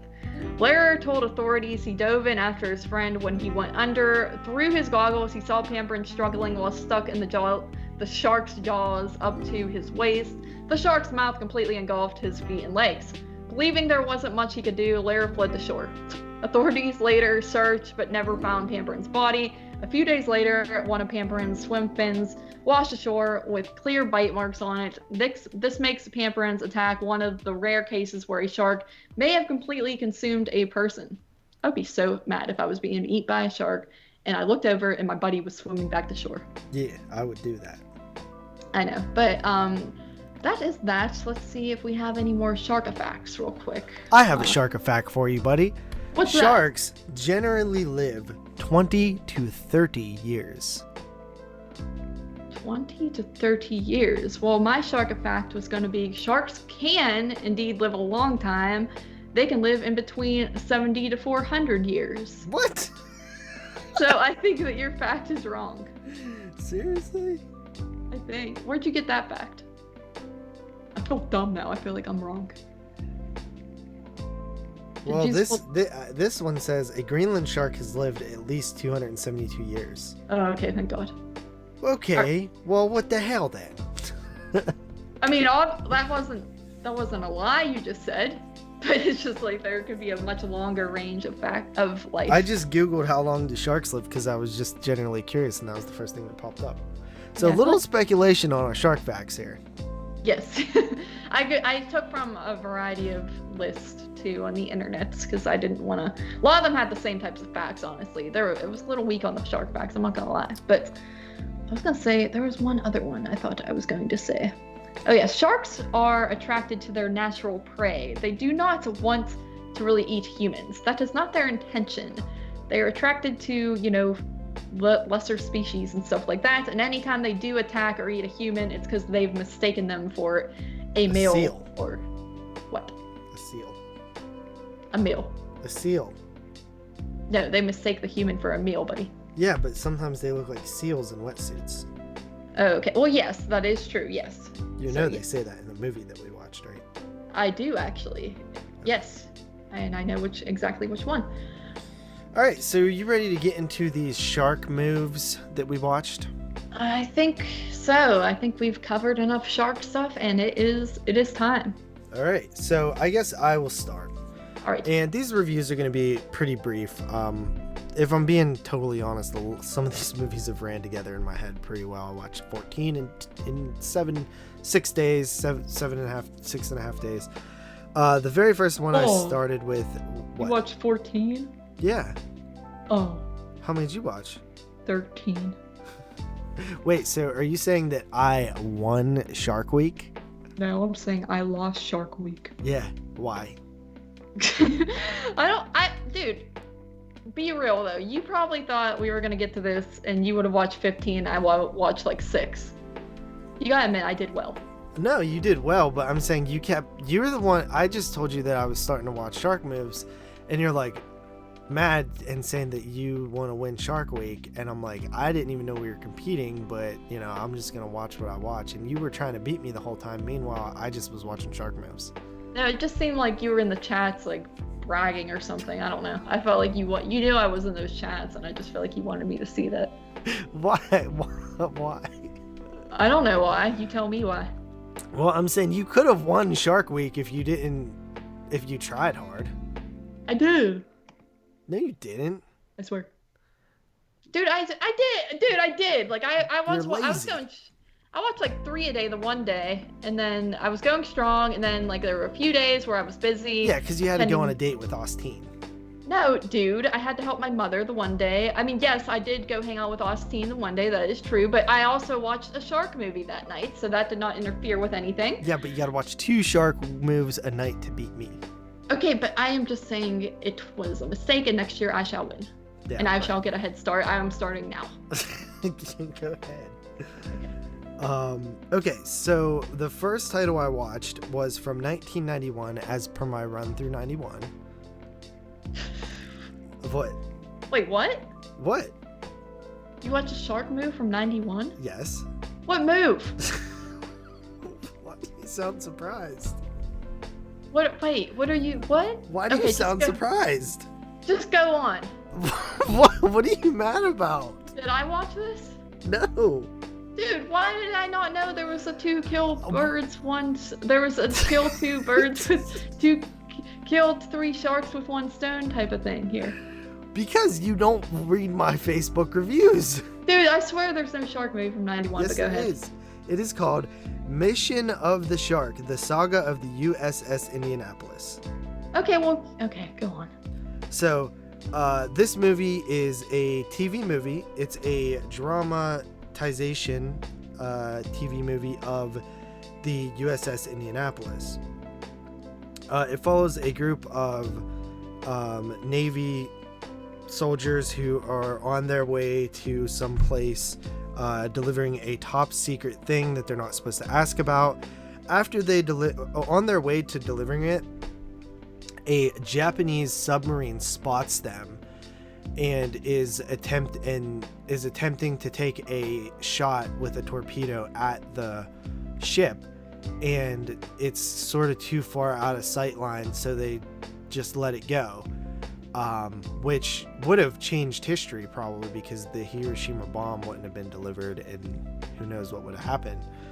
But they do deliver it, and on the way back, that same submarine spots them, and this time fires a torpedo at them, and it does sink the boat. And all of the soldiers, the Navy SEALs, get into the water and basically survive for the next 72 or so hours. There are some shark attacks in there, but the sharks are kind of an afterthought, and that whole segment is not as long as you would expect. There wasn't a whole lot of survival in there, and there was a little bit of drama with like one of the soldiers. I keep calling them soldiers, but are they technically I don't know what you call them. Navy SEALs, soldiers, I guess. Yeah, I think. So they there's one that has like a pen pal with like his friend's kid sister or something that he's writing to back home and stuff, and he's like narrating to her. And then there's like a little Stacy Keach is in it. There's a little bit of some drama with like him and the whether things were handled appropriately in terms of like avoiding Japanese submarines and stuff like that. And he goes on trial and is like court-martialed at the end. In the end, the whole third act is like a courtroom drama kind of. So it's very few actual shark horror stuff.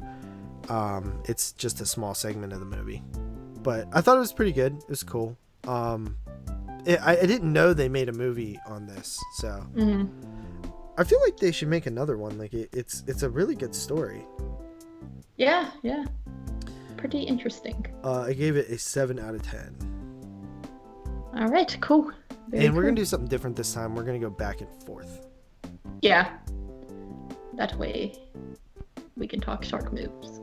Anyway, okay, so I started out strong. I started with a little film called Shark Exorcist from 2015. Is it The Exorcist but with a shark?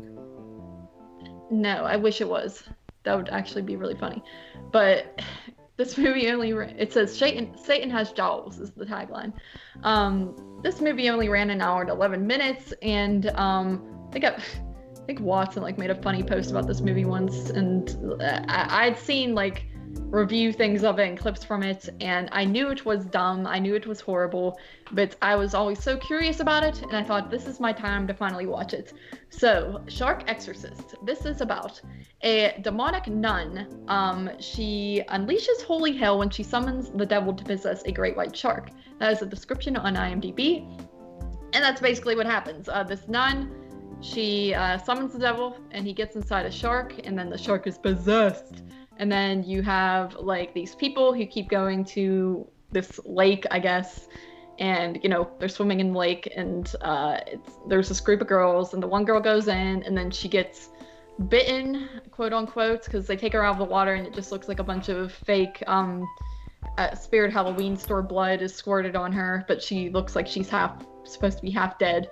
And then, they take her to the hospital, and their friends are like, oh no, we hope she lives. And then she lives, and then, but she is possessed because she was bitten by this demon shark. And then she's going around kind of just screwing with people and, wanting them to come to the lake and luring them in. And meanwhile, you have this completely random set of ghost paranormal investigators that are also checking out the area, and the one girl becomes like possessed by a demon shark, or I don't even know if it's a demon shark. It's just she's like having this fake seizure on the ground, like she's being possessed.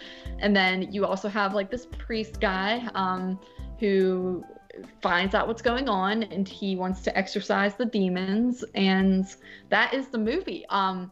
Yes, so it was pretty awful, but it was also entertaining, but it also overstays its welcome a bit. For being an hour and 11 minutes, it still kind of gets old after a while. The joke gets old quite fast. The acting is pretty atrocious. There's one girl who seems like she's trying, and everyone else kind of seems like they're trying not to laugh while making the movie.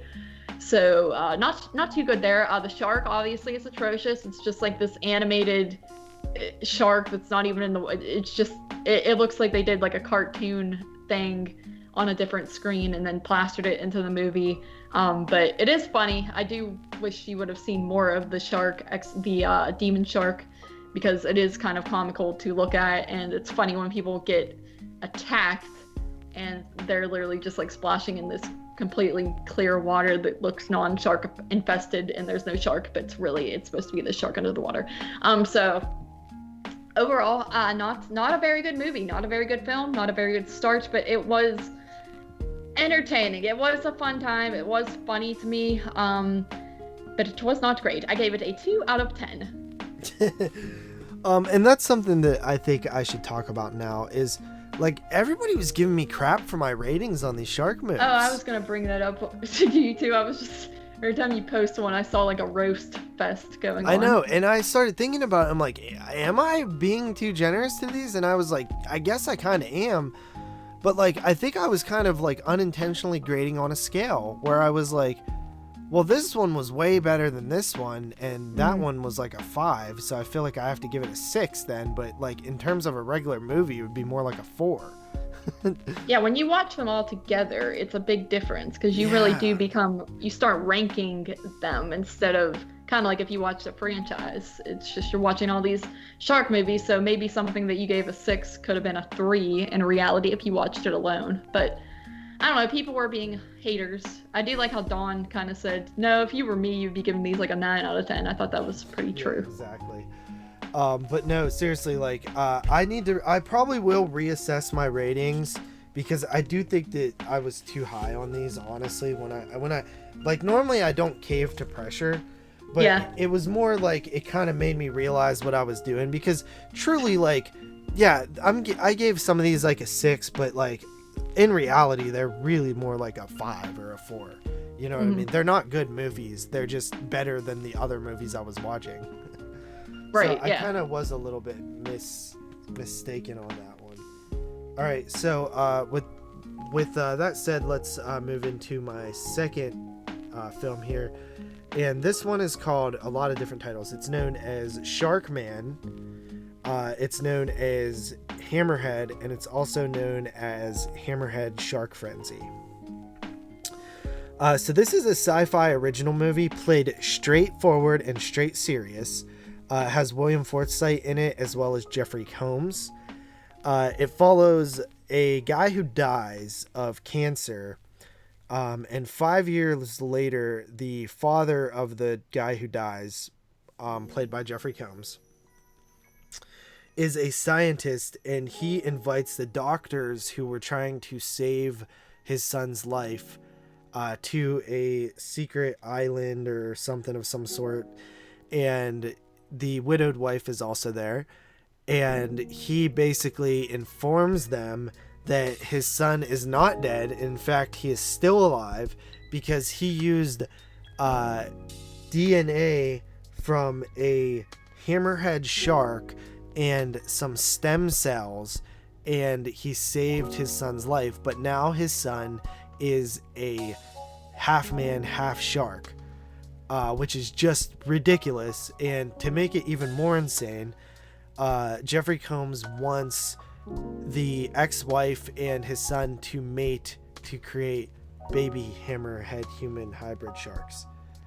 I think this was one of the funner ones that I've watched, and it's because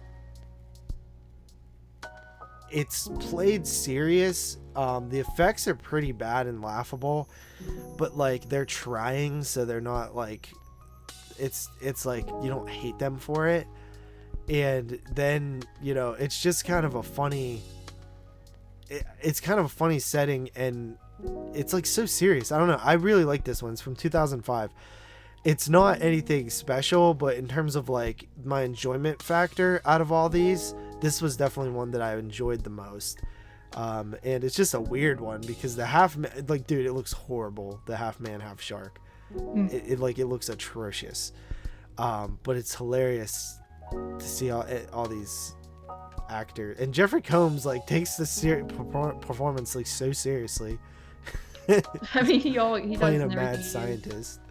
So yeah, that is Hammerhead. I gave that one initially a 5 out of 10, but then now I'm thinking about it, and this one would be more of like, I think they're all 5s and under, really, I guess, but I don't know. I have to relook at everything, but this was one of the ones that I liked the most out of those.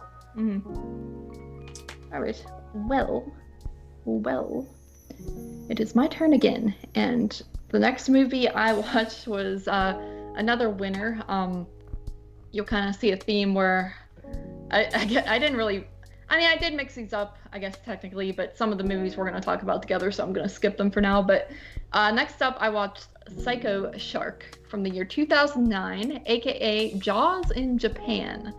Yes, so this is, of course, a Japanese shark movie, and it is about these two girls who go to this private beach, and they, go to this hotel, and they're staying there. They're just having a vacation together, having a good time, but they start to feel like there is something kind of wrong, and I'll just read a description here. It says, beautiful college girls are in danger. Mickey and May arrive on a sunny private beach on a tropical island where a huge psycho shark is patiently waiting in the water for his prey. Yes, patiently is a good word to describe that, because literally there was no shark in this movie until the very, very last scene of the film, and the shark looks awful. If you just Google this movie and you see there's 3 videos that pop up, and you actually see the shark, this horrible CG shark in one of the videos, that is all you get of the shark.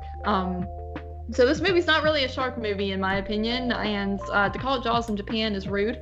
The movie is more so just kind of like a guy, it's almost like there's like a dude who's like up to no good in the movie, and that's kind of like the big plot, and then at the end it kind of all comes together, and then you find out this guy was doing bad things, and then like the shark is kind of like this afterthought that like finishes off the job. And the whole movie it's just such a weirdly filmed movie, because you're watching like these videotapes of them on vacation, and it's just one girl sitting in the hotel watching back on these tapes, and I was confused as if this was going on at the same time or supposed to be in the past or what.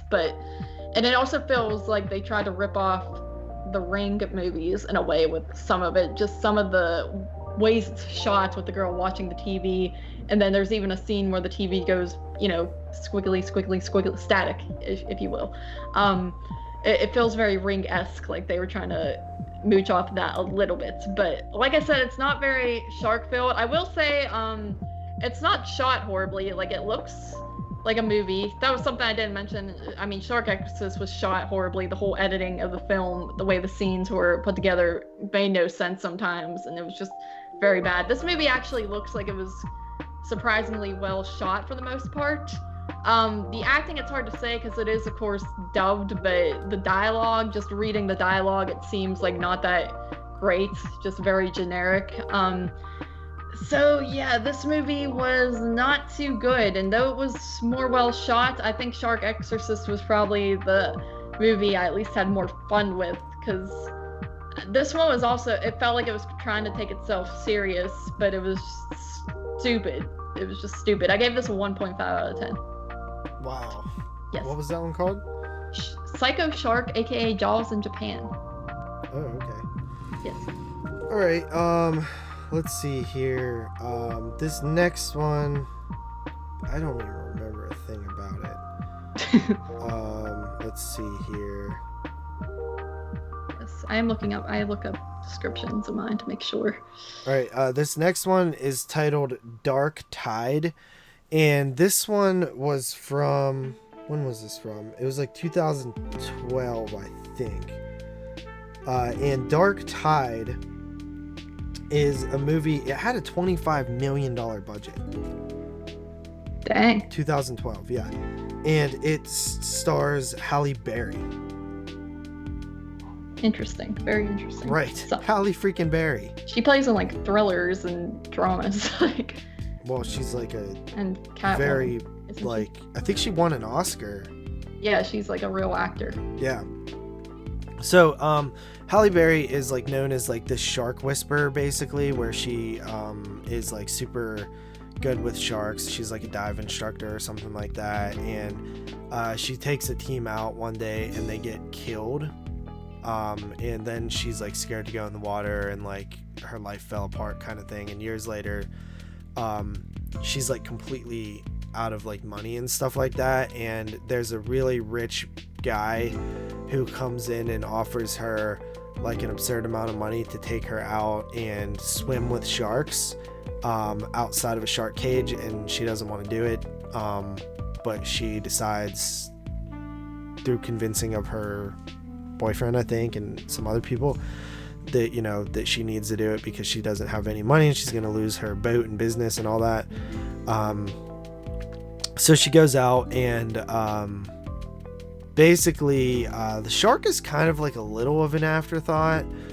It turns into like this almost like storm of the century thing where like the boat gets capsized and stuff, and it's like more of like this survival thing.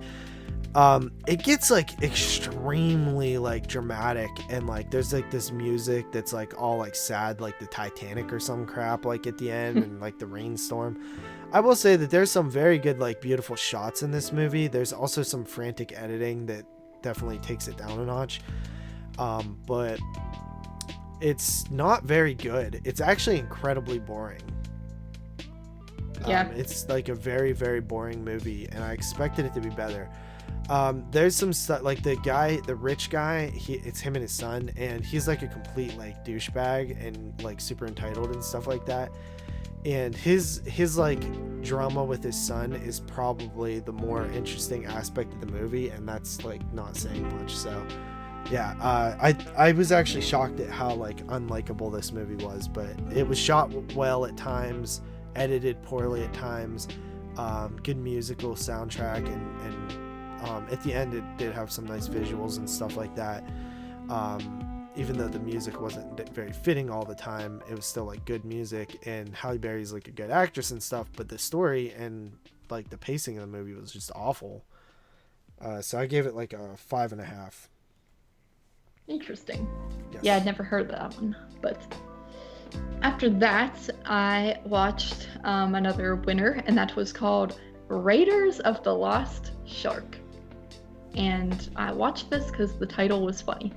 And it's from 2015. But yeah, this movie, it's essentially about, there's a lake, and it kind of opens up. You have these two cops that are supposed to be guarding the lake, or security officers, or what, I think they're actually cops, I don't remember, but they're supposed to be guarding the lake, and they bring some girls along because they're bored. You know, they're on the shift, they're not supposed to do that, but they are bored. And then, the one girl goes into the lake to swim, and of course a shark attacks her, and I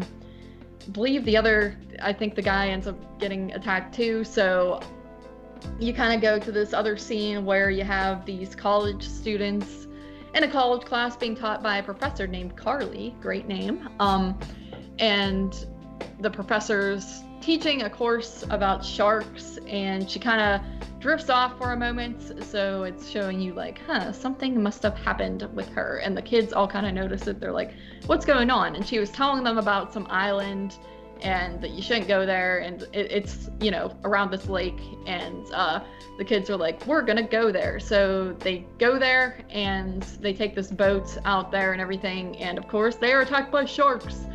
And then they get there, and it turns out there's like this scientist guy, and he's trying to alter these sharks into flying sharks and all this other stuff. So this movie was one that definitely didn't take itself seriously at all. It's meant to be funny, and for me it actually worked. I was pretty entertained. I thought it was really funny at times, actually, and I never know if I'm gonna like that or not, but I enjoyed it.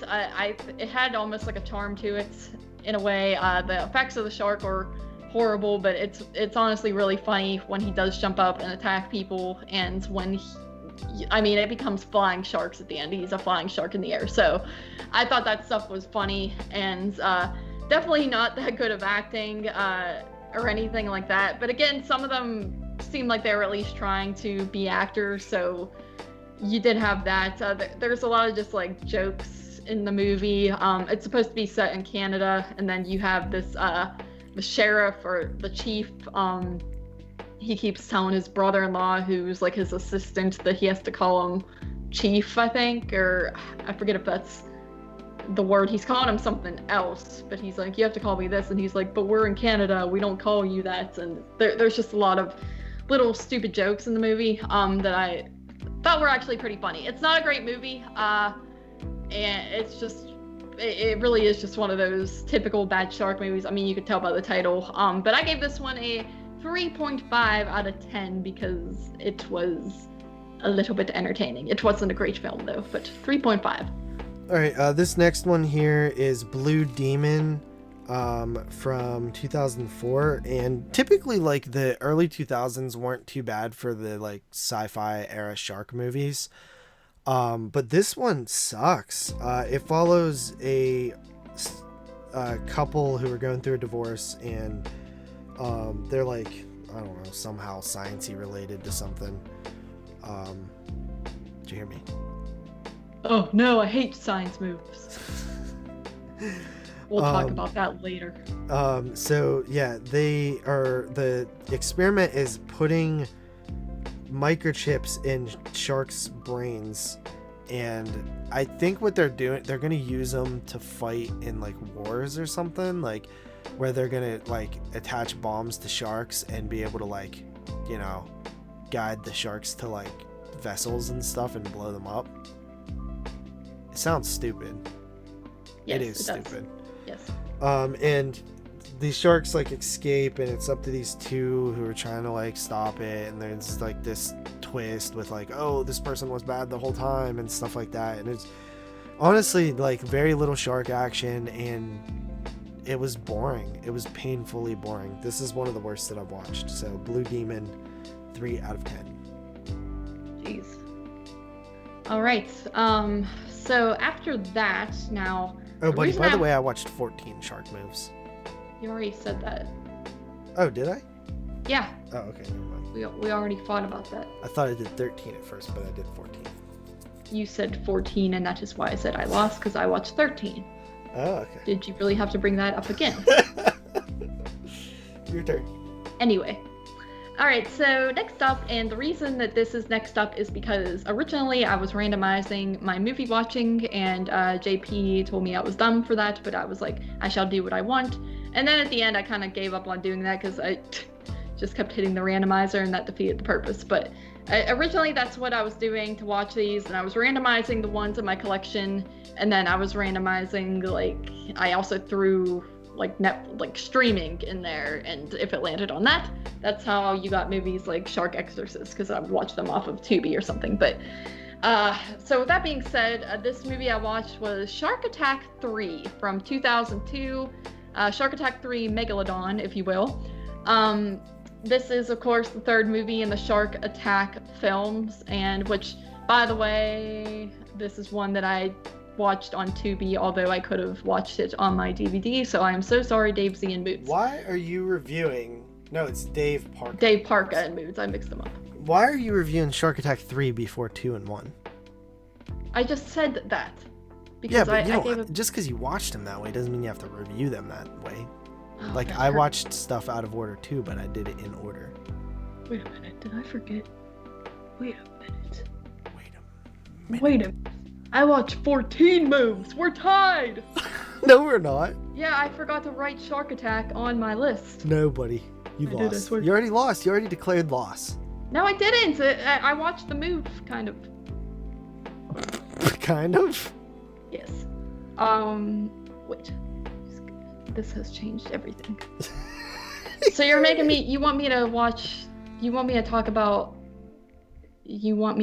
the first one first? I mean, I would have. All right. Are we going to talk about Jaws 4, then 3, then 2? No, we're not. I was just going in order. But okay, I will forget everything I just said, everybody. Shark Attack 1999, which is interesting. You say there's like no what? I didn't say anything. There keeps being noises that sound like you, and it's weird. Okay. But anyway, Shark Attack from 1999. It's weird because you say there's no 90s shark movies really, and then you had Shark Attack and then Deep Blue Sea come out the same year in the 90s, at the end of the 90s. Kind of strange.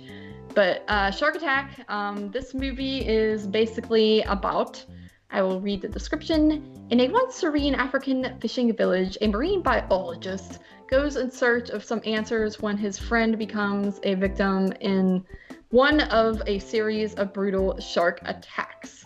So, yes, Shark Attack.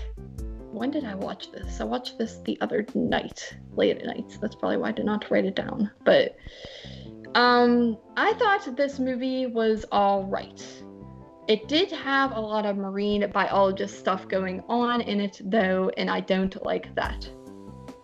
And that is what I find happens in a lot of these shark movies, is it's all like sciencey and biology-y, and I get kind of taken out. You're not to like science. No, I don't. I think it's boring, and I want to see a bunch of stupid teenagers get eaten by sharks. I don't want to see some guy trying to track down his friend who was attacked, or not his friend, but trying to track down what happened and why a shark did this, and get all these people behind him, and then there's like some bad guys doing bad guy stuff involved, and that type of stuff. Science. Yes, I do. It was very hard for me to pay attention to this movie, as well as Shark Attack 2 and Shark Attack 2. Those are probably the two that are least good in my memory because of that. But I mean, it's not a bad movie though. I could see why people like this. I could see, the shark doesn't look too bad, and it's the acting isn't too bad, and the story's not too bad either, Like you said, these are the earlier times when movies did take themselves seriously. I do just kind of think the movie's a little basic though. And that's one thing I find with shark movies too. If they're not super good, and if they're not super like so bad it's good, I just am not a big fan of the middle ground where they're just like, oh, that movie's not that bad. I don't want to watch a shark movie that's not that bad. I want it to be amazing, or I want it to be completely laughable. And I find that this one kind of falls in the middle for me. And you want science? No, I don't like science. Did you say I want science? I don't want science. Yeah, I thought you liked science. No. I don't. But I did not even give this one a rating, but I mean, it's not a bad movie. I would probably give it like a 6 out of 10, I guess. Shark Attack. Okay. I've seen those before, but I barely remember them. Yeah. Yeah. So. Me too. All right. My turn? Yeah. All right. Next up, I have The Deep from 77.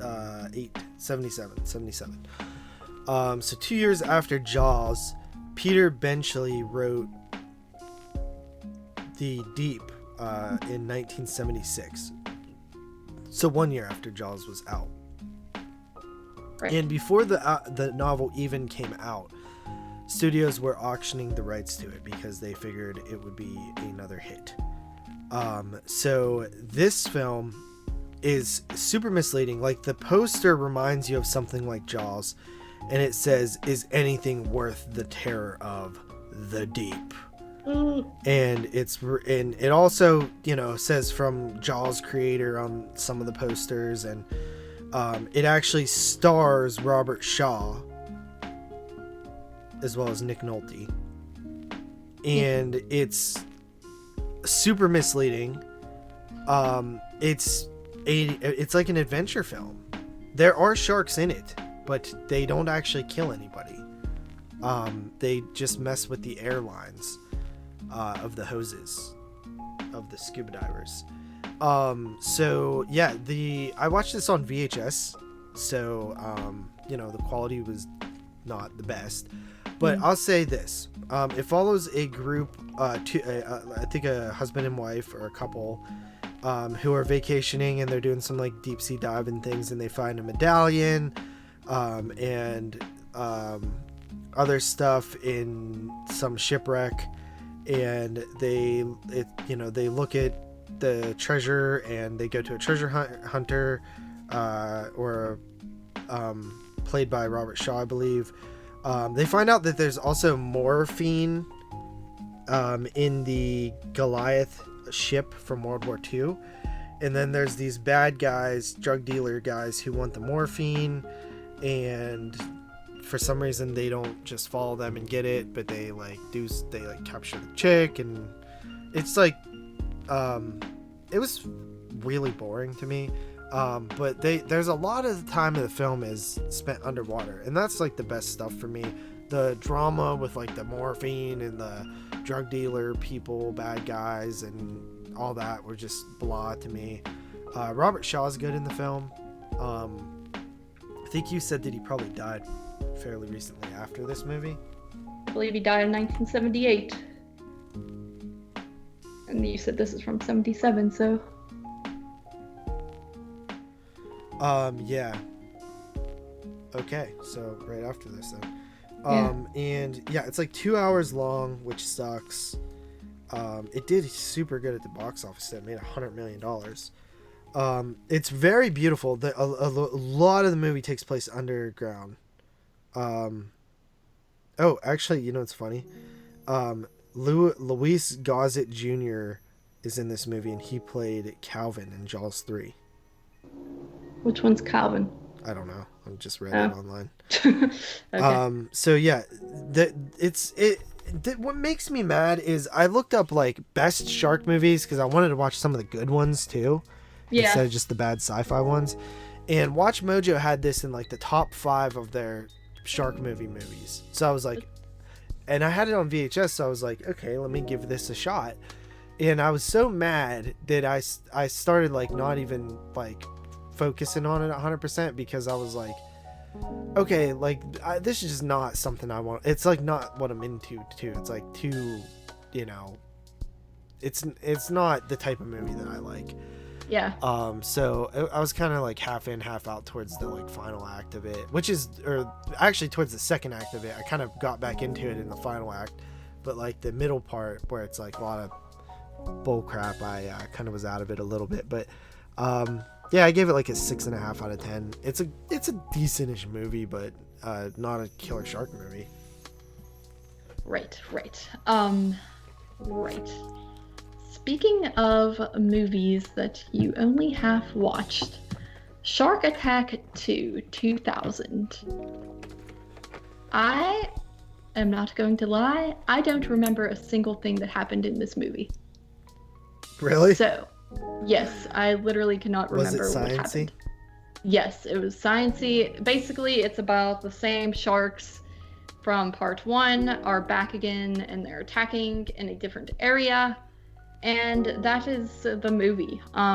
You completely threw me off my mojo because I do remember Shark Attack 3 and I don't recall part 2. So with that, I would like to just give a shark fact. And that is, or shark fact. So you didn't watch this movie then?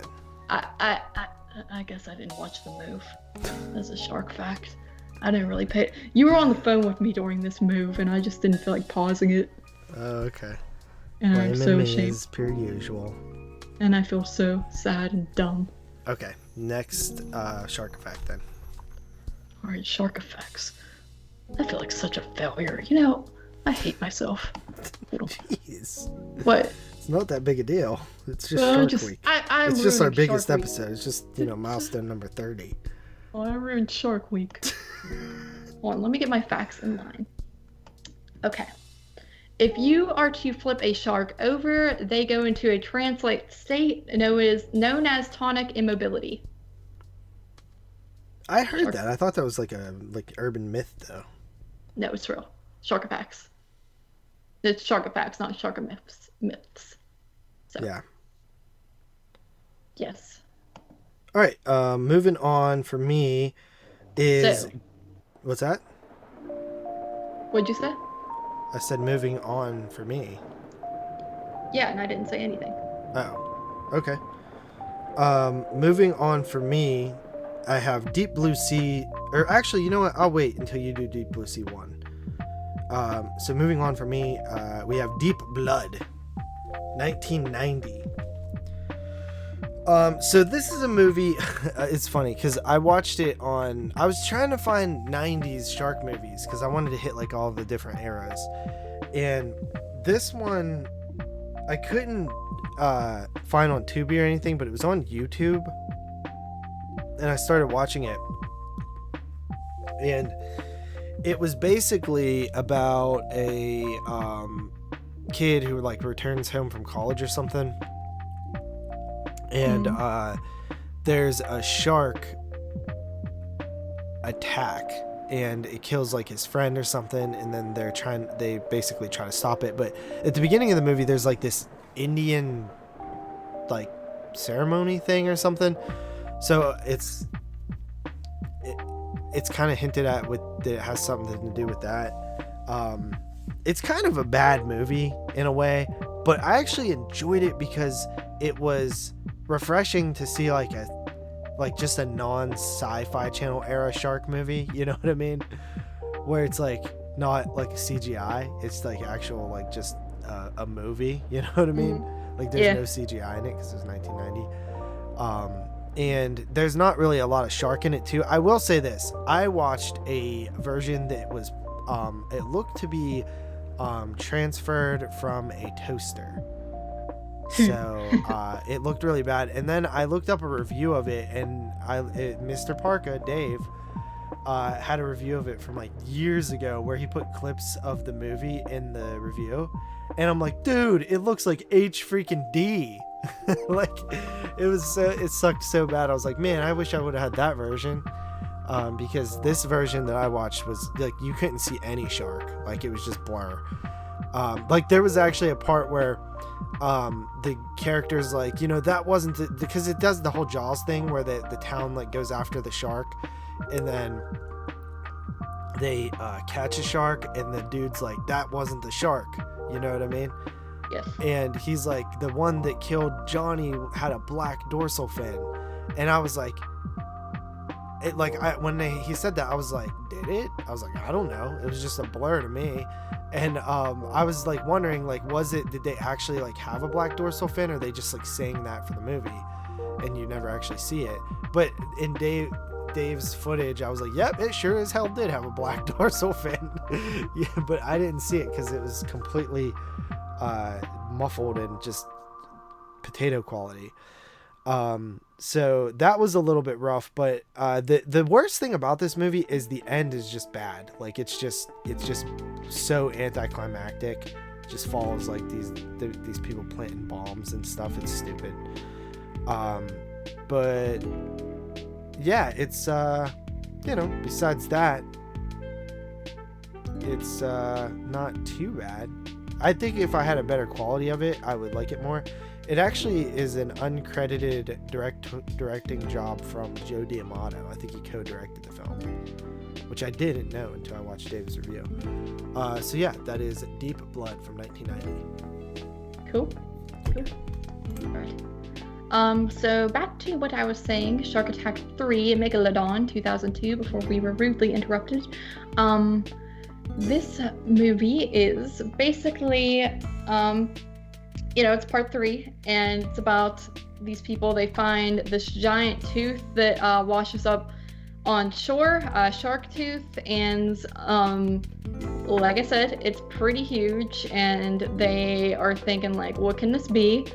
And they don't think it can be, but it turns out it is most likely from a megalodon, which is pretty much the biggest shark out there. And so they have to deal with this, and of course the shark starts attacking, as it would in a shark attack. I think that I've seen people say like, oh, this movie is like so bad it's good and stuff like that, and I had the most fun with this one, I would say. I think it's kind of funny because it starts out pretty good and it kind of has like the serious tone to it, and I think the shark actually looks decent at the start and halfway through, and I was kind of thinking like, why do people must not have seen really bad shark movies, because I don't think this is that bad. But then like when you kind of get into like the final acts and stuff like that, there's just so many shark attack scenes that you start seeing how fake the shark really looks. And this movie actually has that sort of infamous moment that I've seen clips of before, where a guy on I think that's a jet ski just flies right into the shark's mouth, and it looks hilarious. And then you have other scenes where people are just kind of falling into his mouth from like a boat or ship, and that stuff is hilarious too. So I definitely thought this one was probably the most fun.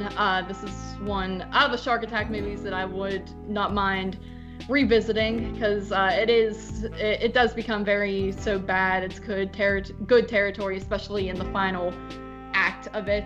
There are some moments that feel very Jaws or Boffish too, especially with when they find out there is this big of a shark. You have sort of a scene where they're talking to the people in charge, and they're like, we can't close the beaches because people love the beaches, and this is where we get all our monies. And it's much like the mayor in, of course, Jaws. So you do have stuff like that was kind of humorous to me. But overall, I enjoyed it. I thought it was a fun movie. I think I gave it a 6.5 out of 10. So, Shark Attack 3. Shark Attack 3? You like that one the best? It was the most fun! Oh, jeez. What are you all jeezing about? You didn't even watch these. I know, but I've seen them before. Okay, what are you all you said you barely remember them all. I barely do, but I think I remember part 1 was the best, part 2 was the second best, and part 3 was the worst. Part 3 is the worst, but it's like so bad it's good, funny, like entertaining, not boring, and not shark boring. Why are you mad sounding? Because I'm just mad. I ruined Shark Week, and I feel like you're mad.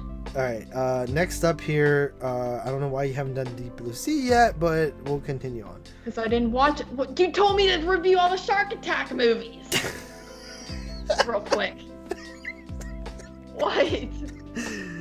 Go on. Your turn. Okay, so next up is Nightmare Shark from 2018. So this is a fairly newer one. I did some research on this one, and apparently this is the third in a film series, kind of. I think like the first one might be like Toxic Shark or like Swamp Shark or something like that, but it follows a woman who is plagued by these nightmares of this shark. So she goes with her friends and other people who are having mental nightmare issues things to a doctor. Surprise, surprise, turns out the doctor is like a bad guy, and he's like pushing forward these dreams and making them more real or whatever. But apparently the two other couples that are in this movie were the survivors of other shark movies. Like, I can't remember which ones, but I thought that was neat that it's like this like spin-off-y franchisey thing, you know? Yes. Yeah, so that's kind of cool. But anyway, so it's, you know, you find out that he's like, there's some kind of Hawaiian shark god thing that he's like conjuring up, and that really doesn't matter to me. What's the funnest part of this movie is that it's literally like a Nightmare on Elm Street, but with a shark. Like the girl, the beginning of the movie is actually like really fun, and she wakes up, she's like in a on a street where it's like an abandoned street, and it's like rain slicked, there's like mud puddles everywhere and stuff like that, and she's like being chased by something or something, and then like as she's running down the street, like the different water puddles on the ground, like a shark fin will pop up in each one as she's like moving past them, you know what I mean? And I'm just like, oh, that's really creative. And then she like falls through one, and you know how in like the bathtub in Nightmare on Elm Street, how like Nancy like falls through and it's like a big open water thing? Yes. It's like that, and she's like under there, and like there's like a couple other cool little gimmicks, like they actually, you know, the scene in that I just mentioned in Nightmare on Elm Street where Freddy's glove comes up out of the water. Yeah. When she's in the bathtub between her legs, a shark fin does that while this girl's in the bathtub, like, and falling asleep. Dude, I don't know. I just like really got a kick out of like the fun dream stuff that's in it. It's ridiculous, but it's actually like really entertaining and fun. And honestly, the thing I was surprised about most is the entire cast gives like a really good performance. Like they're all like actually like going for it, and I was like, wow, that's not what I expected. Usually it's like such bad acting and ridiculousness, but it was pretty fun, honestly. It was definitely one of the funner ones that I watched during this whole thing, and I got it for $3.74 at Walmart, which is like a steal because I actually enjoyed this movie. So I kind of gave it a 6, but you know, that's like it's so exaggerated, I guess. But go ahead, your turn. All right. After that, we have not Deep Blue Sea, but Shark in Venice from 2008. Jesus. What? Shark in Venice. This was another one on that Mega Shark Pack. I thought I watched this, but I don't think I had in the past. But yeah, Shark in Venice. It's exactly what it is. It's supposed to take place in Venice, which I really don't think that's where it's actually at, but whatever. And you have this guy who travels there because he's looking for his dad who was diving and went missing. So he's trying to figure out what happened. And then he ends up finding this cryptic trail that leads to this fortune. And meanwhile, you have this mafia that wants to get this fortune, and so they, you know, devise this whole sort of plot where they kidnap the guy's girlfriend, and the guy is forced to go into the deadly waters where there are sharks, and try to find this fortune and bring it back to them. So, you know, before they kill his girlfriend and stuff. So the plot is very it's not just like a shark movie. It does try to have like a lot of meat to it, where you have sort of this side mafia thing. Well, not side, kind of becomes the whole basis of the movie, where it's like this mafia that wants their treasure, but it's in this bad area, like under these caves and stuff, and there's all these killer sharks down there, and all taking place in Venice, of course. Like I said earlier, this one does play itself completely seriously, which I do give it credit for. It's the shark effects, again, aren't that good, and also I think it actually looks like the water might be completely fake and CG at times. The whole Venice setting, of course, you know, Venice, it's known for the canals and the trails where you can just ride boats down the city and stuff like that, and it's really beautiful, but it looks like the water is actually CG, and the sharks, of course, are completely fake. So that all looks kind of like crap. The plot itself isn't too bad. It's the basic, like, people looking for a treasure. So they're going to hold you for ransom, and then they're going to make you do all the dirty work to get the treasure. That type of basic plot. So basic really is the best word to describe the film. It's not the best thing in the world, but it's not the worst thing I've ever seen. I think the main actor, the main man that you're following, is kind of bland, and he just has one of those really boring sort of monotone voices that takes me out of it. He has like no enthusiasm and seems like someone who doesn't laugh or smile in his life, and that kind of puts a damper on it, because he is kind of the main guy you're following on this whole journey. But overall, it wasn't a horrible movie. It's not one that I would run back to anytime soon, because I didn't think it was all that fun. As I said, it does take itself serious. So I would give this one like a 5.5 out of 10. All right. Moving on to Sharktopus for me, which was, in my opinion, really the heyday, the first wave of the bad CGI shark movies that I could not stand that came out. So you had Mega Shark, you had this, and then eventually the third wave would be like Sharknado. But Sharktopus was one of the first ones to sort of, I guess Mega Shark was really the first one to gain popularity, but Sharktopus kind of upped it a little bit. And I remember watching it and being like, dude, this is horrible, because I grew up watching Sci-Fi Channel original movies, like sorry, a lot on Fridays and Saturdays, like when they would debut their new originals. Like, I often watched them. I watched a ton of those movies that I forgot all about by now. And I think that, like, this came out, I rejected it so hard, because I'm like, dude, this is horrible. They're not even trying anymore. They're like, literally, well, they are trying. They're just trying to make it bad. And I really didn't like that. To me, it was about, like, okay, you have a bad movie, but you try to make it good. And if it ends up bad, then okay, at least you tried. And there's some stuff to like about it. But these shark movies that were coming out at the time were just, like, intentionally bad, and it just drove me crazy. And Sharktopus is horrible.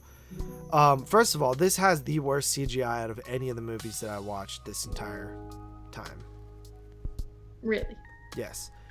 It is a horrible mess of just bad CGI. It's like metallic looking almost. It has no texture to it.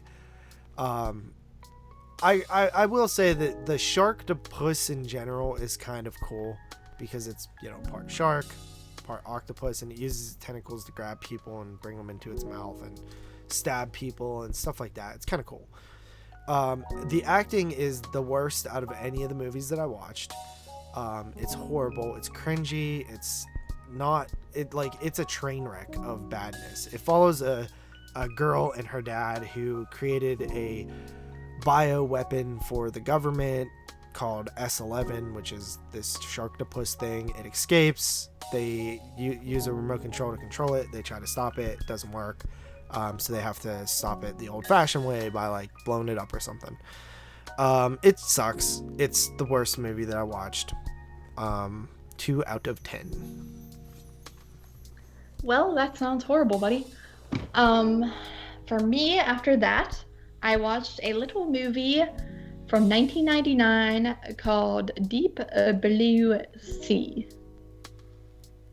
Are you happy? Yes. Okay.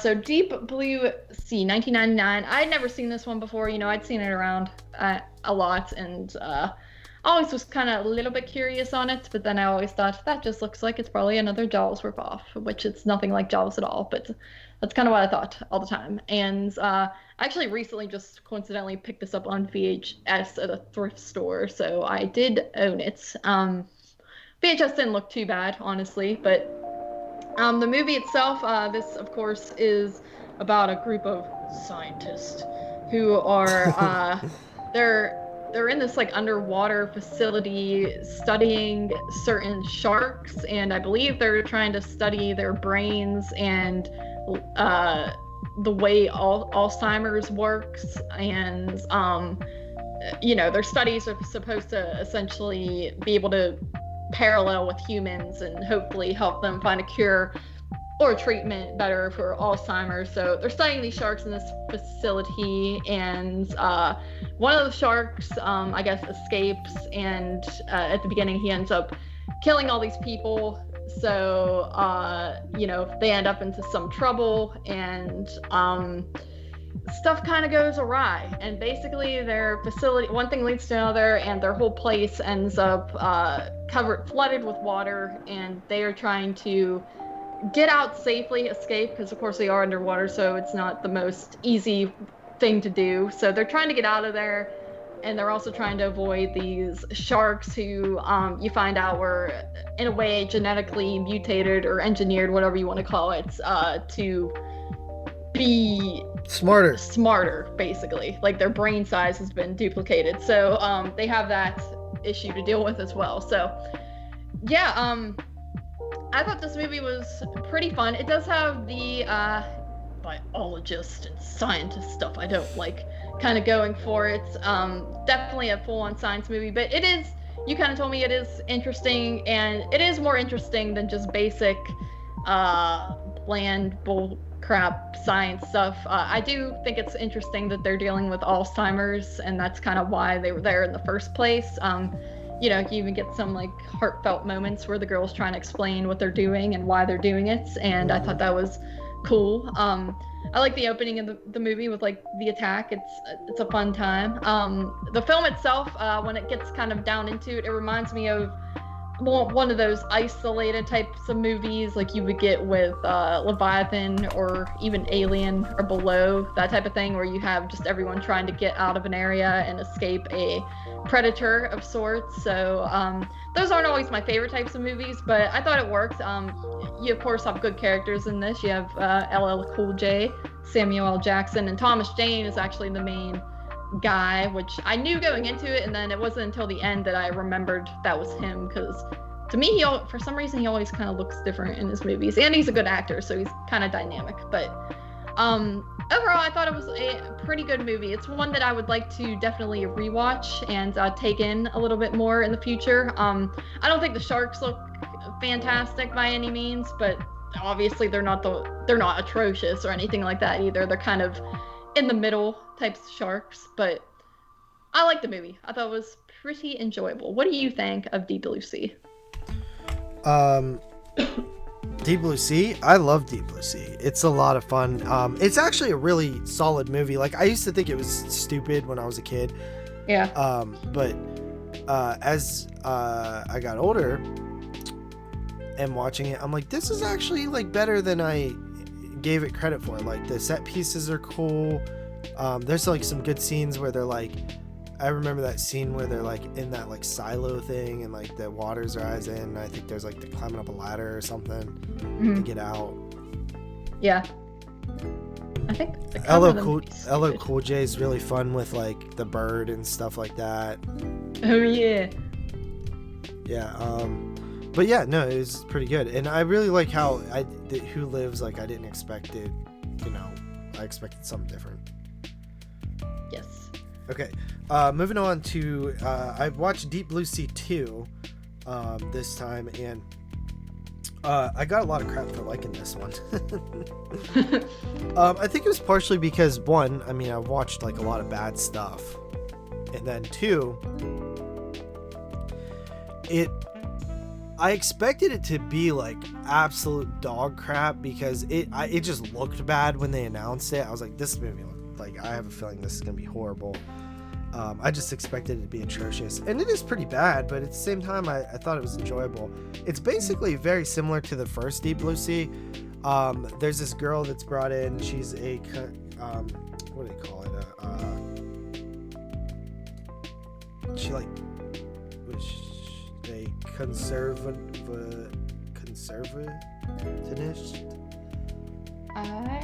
conservationist. Conservationist. Sounds legit. Yeah, conservationist. They bring her into this like sea-based facility similar to the first one, like this underground water facility thing, and they show her these bull sharks, and they throw this dude in the water, and the bull sharks chase him, and at the last possible second, he uses a device that makes him go away, and he basically tells her that that he's genetically modified bull sharks to make them smarter, and the woman who comes in, by the way, very busty woman, they definitely show off her boobs, and she basically says like, why are you doing this? And he's all like, you know, want to make him smarter, and she's all like, okay, well, don't do that. And the guy brings her in because the alpha bull shark is acting weird, and he's saying that she's saying that she's pregnant, and he said that, you know, that the test didn't show that, like, that none of the pregnancies showed up in the test, blah blah blah. Anyway, why am I telling you the whole plot? Anyway, the damn like sharks get loose and eat the people. Shark movie. But you know, they try to, you know, survive, and it's actually very much like, it's like a rip-off of Deep Blue Sea. It feels like a cheap Deep Blue Sea, which is funny. And yeah, so that happened, and yeah, I honestly didn't mind it. Well, there is one weird part where the guy's like evil genius scientist guy, and he's like, and after I'm done with these sharks, I'm gonna kill them all, and like one of the sharks is like watching him through a window or something, and I'm like, oh god. Did they really just do that? So anyway, yeah, I didn't mind it. I thought it was all right. I gave it a 5.5, and everybody acted like I gave it an 8. But like, I would probably give it a lower rating now. It's like, I think all these are probably 5s or under. I was just kind of stuck with grading on a little bit of a scale because bad shark movies. But yeah, I'll probably refine them before I add them in the letterbox. So yeah, that is Deep Blue Sea 2. Your turn. You do not have to feel bad, little guy, about your ratings. I gave Deep Blue Sea a 7.5. I don't think I said that, but yeah, I think I gave it like around the same. Cool. When I watched it last. All right, this next one is actually the final one, I believe, that I watched solo, so meaning you and I didn't both watch it. And it's actually one that you lended me last night that I shall keep, and that is Shark. No. Why? I thought that was the agreement. No. Oh, okay. I don't want it. Oh, okay. Well, it is Shark Night. The funny thing is, this was actually on streaming. I think it was on Netflix. Damn it. Because I googled it, but Shark Night 2011. This movie stars Sarah Paxton and some other people, and then Joel David Moore. So Shark Night, basically, this is about a group of college students. I forgot Joel David Moore was in that. Yeah, he's like, yeah, he doesn't have a huge part, but he kind of does. He's like part of the crew, I suppose. But these kids, they're all in college. They're college students, and one guy, he like gets a really good grade on a test, and he's all happy, and he wants to celebrate, and they just want something fun to do for the weekend. So they decide to go out to this lake house, and the main girl in the group, Sarah, she grew up in the area, so she kind of knows the locals and stuff like that. So they go out to this lake house, and they're just out for an adventure of boating and fishing, whatever, for small little weekend getaway. And at first everything's going good. They do, when they're on their way there, they encounter at this gas station. There's so many movies with like such similar gas station scenes, but at the gas station they encounter these two guys who are kind of being like douchebags, and it turns out they're people that Sarah knows, so everything kind of calms down. And but there's just something a little bit sketchy about them. They kind of have that like redneck, almost I spit on your grave feel to them. But so they go along to the cabin, and then while they're there, they're jet skiing, and their one friend is attacked by a shark, and it rips off his arm, but he does survive, and they're dealing with that problem. And they of course they need to get back and find help for him, but they need to take the boat back to get this help. And the two guys from earlier, they kind of come along and agree to help, but then things kind of get turned upside down there, and story goes from there a little bit. I thought this was a really fun movie. The feel of this movie, to me, it reminded me at first, it felt a lot like Cabin Fever-esque, and just with the whole idea of people going out on an adventure and for the weekend and having a fun time, and it all going awry. And then it also kind of felt like the Friday the 13th remake a little bit to me. It does. Yeah, it does. But with sharks and not Jason. It more so felt like that to me. It had the same look to it and the same almost setting in a way to it, and the same types of characters. You kind of have, they're like stereotypical characters. You have the token black guy, then you have like the one like Spanish girl, then you have Joel David Moore's like the dork in the group. So you have like a whole roundabout of unique characters in that aspect. I liked it. I thought it was a fun time. It feels like a slasher, but with shark movies, and then you do have sort of this other little thing that comes into the mix where there's some guys who essentially want payback, I guess, and they're doing it in this very extreme way. To the main girl, Sarah Paxton, for some reason, I just thought she sucked in the movie, though. Her acting was kind of annoying me at times, and she's actually not that bad of an actress. She's the girl from, of course, The Last House on the Left remake, and she's played in some other things as well. Is that Bill Paxton's sister? No, buddy, I don't think she's related to him. I think I might have looked that up before. I think she is. I don't think she's related to him. Her parents are Lucia and Steve Paxton. Doesn't look like she's related to Bill Paxton at all, actually. So that is what I knew already, and I'm right. Dude, it's true. She's a young girl too. She's not like his age. But I had a really fun time with this. Again, the sharks look kind of terrible. Honestly, that's probably the roughest part of the movie. Is it has really rough CGI at times with the sharks and stuff like that. But as a fun little movie that doesn't have any sciencey stuff going on, this was a really fun watch for me, and it's one that I would put on again and again. Sarah Paxton's father is distantly related to Bill Paxton. Distantly usually means they're not actually related. That's what I call my cousin, who's like not my cousin. Yeah, right. All right, but I had a fun time with this movie. They're seventh cousins. Are you making stuff? Did you even look up that? Yeah, I swear. They're seventh There's nothing cousins. on her Wikipedia page, I don't think. They're seventh cousins, buddy. They did not count out the cousins, for one thing, I'm sure. Yeah, there's a family tree. Dude, shut up. What? I'm looking this up later. I don't want to get off topic here, but I gave this,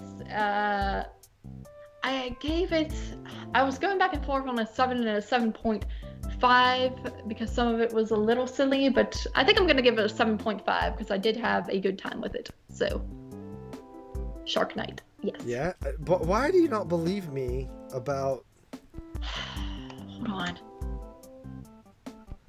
But click on the link I just sent you to, or look at the picture I just sent you on Messenger. On FB? Let's see. Hold on. All right. Dude, are you kidding me? Yeah, they're seventh cousins. Dude, I thought you were joking about a family tree. Why is there a family tree of... No one cares about Samuel Paxton. Dude, it's so funny. They're literally seventh cousins. Dude, that's so ridiculous. I didn't even know that was a real thing. Well, yeah, dude. I mean, there's cousins go on forever. We're all related. No, buddy. You can't have 7. What? All right. Next up for me, this is the last movie besides the ones we watched together. It is Sharkensaw Women's Prison Massacre from the year 2014, I think. I actually thought I owned this film. I have to. It has to be somewhere because it was one of the early Scream Factories, and I bought all of those. I think I bought all the first 2 or 3 years of Scream Factory. Sharkensaw Women's Prison Massacre. I watched it on Tubi because I didn't have the Blu-ray apparently. This is a Jim Wynorski film, and it's Is it Sharkensaw or is it Shark Kansas? Sharkensaw. Okay. It was just supposed to be funny. I'm sorry. Oh, you're ruining Shark Week. Well, go on. Go on without you. Yeah, I'm gonna stand on. Sharkensaw Women's Prison Massacre follows a group of female prisoners who are sent to this swamp area to remove stumps or something, and all the people are played by softcore or probably, I don't know if there are actually any porn stars in here, but they're all definitely in softcore movies. Jim Wynorski I don't know if you're familiar with his filmography, but he's done a ton of like softcore movies. Ew. Ew. Ew? Ew. Ew. This was made for the Sci-Fi Channel, I think. Dude, what was so annoying, like, when it first started, first of all, I didn't know it was a TV movie. Like, these chicks are, like, you know, boobs hanging out, and they're, like, literally, like, 5 minutes into the movie, they're working, and then all of a sudden, it's, like, this slow-mo of them, like, dumping water on their chest and stuff like that, and, like, you know, booty shots and boob shots and cleavage shots and like just straight up, like, I mean, it's no shame at all, just straight gratuitous, like TNA. And then I was like, oh, this is gonna be awesome, you know what I mean? Because I'm like, okay, finally a bad shark movie, but with like tons of TNA, like with literal almost porn stars as your cast. This is gonna be great. And I'm watching it and I'm like, man, it has been a long time and there has been no nudity. And buddy, What? like, don't be alarmed and, you know, brace yourself. Okay. The nudity never came. Buddy. So I sat there and watched that whole movie with no nudity. That is so With sad. this cast, I was like, this is the biggest tease in the world. And there was this like really super hot Asian chick in there. Did you yourself like at least get naked to like make up for it? No, but yeah, I've seen her in other stuff, but I really like her. And I don't know, I just like was like, wow. And there was this other chick had a nose piercing. Had like huge boobs, and I was just like, wow, like this is crazy. I can't believe there's no nudity. Turns out it was because it was a TV movie, so they did as much like TNA over the clothes stuff they could, and then nothing else. But anyway, like there's like some fracking going on, and it basically like unleashes this underwater tomb where there's like this dino shark thing in it, and it basically like attacks people. It's okay. It's not bad, but not super, you know, nothing special. And that is it. It was pretty basic. If it had nudity, I would have been up like at least a point. But I just gave it like a 5. So that's that. 5. All right. So without further ado, let me see if I have any more shark facts real quick before we get into our final moves. Any interesting shark facts? I kind of read through like most of the best. Oh, okay, this is kind of cool. The Mako, I don't know if that's how you say that. Mako, whatever. Great white and tiger sharks have to swim constantly from the moment they're born to the day they die in order to breathe. So, do the sharks sleep? Can you look that up? Well, when I looked this up, it said essentially they go up to the surface and like, you know, they come up there and then half the time they like fall back down slowly, and that's usually like how they squeeze in some nizzles and naps and stuff like that. Really? So they go up and then so they're moving, it causes them to breathe. So they just like sink down and they catch a quick nizzle. I guess so, yeah. Dude, sharks are crazy, man. I know, it's horrible. Why? Would you be sad if you can only nizzle when you're like driving? I mean, yeah, like, dude, that would suck. Dude, I love sleeping. You know that about me. So I would be so depressed if I woke up and I was just a shark that couldn't stop. All right, so let's go ahead and get into these Jaws films. And why don't we just tackle all 4 of them basically at once? You know what I mean?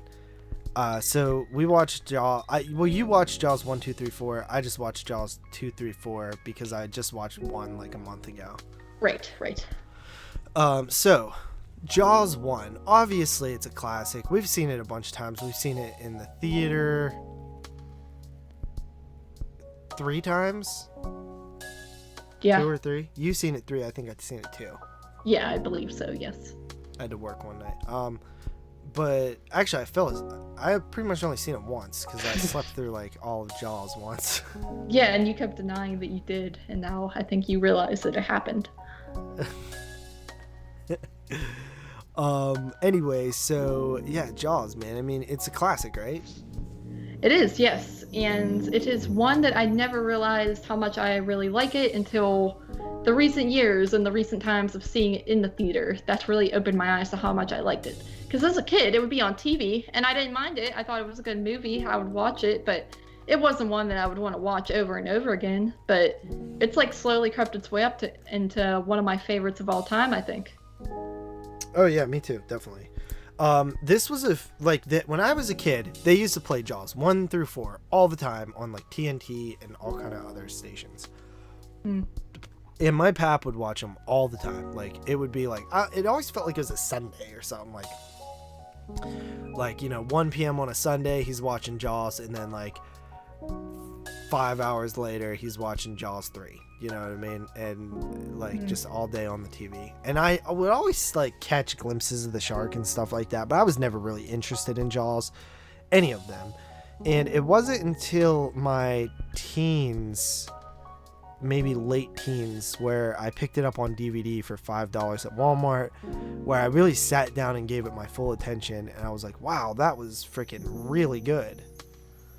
And ever since then, I've always considered it one of the best horror movies. Yeah, in my head, I always used to think that so much of the movie took place on the water. Like, as a kid, I used to think, oh, this whole movie is just about, like, these 3 guys on a boat trying to catch this shark the whole time. But it's really, yeah, like, there's a lot to the first half of the film that I enjoy. And yeah, you know what? I like every scene in this movie. Isn't that weird? Like, there's not really any scenes that I don't like. Yeah. From the very opening all the way to the end. And what's the science guy's name? Cooper. Do you hate him? I mean, no, but he's not like in a lab, like underwater doing sciencey stuff. He's with them out on the water, like actually trying to get the shark. So. Do you like science in movies? No, I don't, dude. It's boring. I want to see Jaws. Why don't you like science? Because science it's just so boring. I don't know what they're talking about. Like, shut up. Just go catch the shark. Go let the shark kill women. Like, go do something. Go over there. Like, I don't care about marine bio. Like, oh my god, I could never be a scientist. Like, I just don't find the appeal. I'm in a science class right now in my like college thing. It's just so like the teacher's like so annoyed. She's like so into it. And on the first discussion post, she was like, so what are your guys' feelings on science? Is it a subject you like, and what do you like about it? And I basically said, like, I don't really like science, nor do I care. I didn't say it like rude, I said it intelligently, so I wouldn't fail the discussion post. But she replied to me, like, I don't think she even read my post, because she was like, that's great that you share an interest in science, as do I. And I was going to reply back, I don't. Yeah. But you should have wrote, the thing I don't like about science is that anytime I watch shark moves, there is a bunch of science in them, and therefore it makes me mad. No, buddy, I would have gotten an F. But Jaws is like, Jaws is a very good movie. I like every scene in the movie. It's like, the dialogue is just written. I don't know, like, you ever wonder that, like, how, it could just be like, what's his name? Adrian Brody? Who's that? Or Sheriff Brody? What's his name? Adrian Brody's that weird actor with the big nose. His name is Sheriff. Chief Wait, what Brody. is this? Chief Brody. What's this? Martin. I think it's Martin Brody, actually. Oh my god. Yeah. I say Adrian Brody. It was funny. Anyway, like, just hearing him talk to the mayor, like, do you ever wonder, like, why certain movies, like, capture your attention dialogue-wise? I do, yes. Because, like, you're so into what they're talking about. Yeah, and it's But, like, not why? only that, It's, but like, boring. You can watch, like, you look at it and be like, that's boring.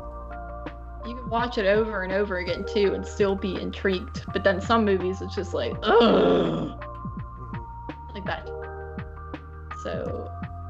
Right. Yeah, there's just so much. There is so much good stuff in this. I was like, I think it's that part. It's not funny, but it's like that part where, Alex Kinkner, whatever. His mom goes up to him and slaps him, and gives that big thing, and then she walks away, and the mayor's just like, "I'm sorry, Brody. She's wrong."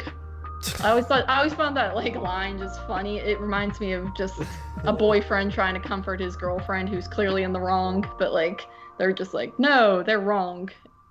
It was funny. Yeah. But That's a very powerful scene when he dies. And yeah. Speaking of Kittner's mom, do you have a Shark-a-Fac on that? Yes, and I've seen this before, and I thought it was pretty cool. And I've looked it up too to make sure it's true, because you know some people just write up bullcrap memes on the internet. But so the guy who played him, his name is Jeffrey Voorhees, actually, and he lives in Massachusetts.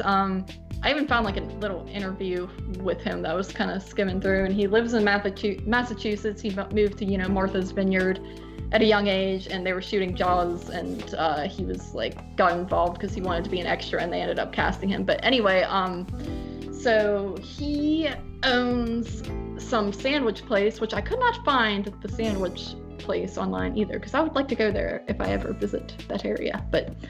And basically on the menu there is an Alex Kintner. Alex Kittner. Kittner. Okay, I always think there's an N, but it's Kittner. That's much easier. There's an Alex Kittner sandwich or burger or something on the menu, and Lee, I forget her last name, but I know her first name was Lee. She was in town, the lady who played the mom of him back in Jaws days, and she went into that restaurant, saw that was on the menu, and she was like, oh wow, I played that kid's mom back in the day. And they were like, oh well, we're gonna go get the owner, and the owner was the guy who played the kid, and they reunited and they knew who each other were right away, and it was this cool little thing. And actually, like that interview I read, it happened kind of different than what that thing says. It looks like it said something along the lines of he recognized her right away and went up to her and said like, excuse me, but are you like my mother from a past life or something? Or he said, do you believe in reincarnation? And she like knew who he was, and she was like, oh my god, yeah, I had a son who drowned in the ocean years ago. And everyone else in the restaurant was looking at them like they were crazy. And then they like, that's crazy. Yeah, but she actually passed away back in April, so RIP to her. She was like 90 something years old. Good run. Yeah. All right, Jaws 2 is basically like Jaws 1, but not as good, basically. Yep. That was the first time watch for me. I was always curious on it because I knew it had returning cast members with basically Chief Brody and the mayor, and I think the mayor's assistant and his wife. So I always thought like, oh, it's probably not that bad of a movie then. I'm sure if I like the first one, I'll like this. And honestly, I thought it was kind of, it's not even a bad film. It's just you can't help but look at it and compare it to Jaws. And I think it's because you're dealing with the same characters, kind of the same situation again, and it just feels like a ripoff of Jaws, but it's actually the sequel to Jaws. And it has its moments. I do like the part where he's kind of on the watchtower and he runs down and basically starts shooting at the water and scares everyone to death, and it's just a school of fish. I like stuff like that. And then it's just so weird because it feels like Jaws. You're like, everything looks like Jaws. Like, yeah, it just like feels like it's Jaws, but it's just like, man, like they really missed the mark on this one. And having like I said, having the mayor back and everything too, it is weird. You're just watching, feels like you're watching deleted scenes from Jaws or something. Yeah, it's unfortunate too, because you're thinking like, wow, this could have been a great sequel. So like, little do you get all that stuff back. Right. I would have I think if Cooper came back, it would have elevated the movie, because he's my favorite character in Jaws. Yeah, it probably would have been fantastic with him back. I think that's what the film is missing. I think I love all three of them. And I love Quint as well. Of course, he can't come back, but I think that really, his name is Cooper. I kept calling him Cooper. Yeah, because he was dead in the movie and in real life.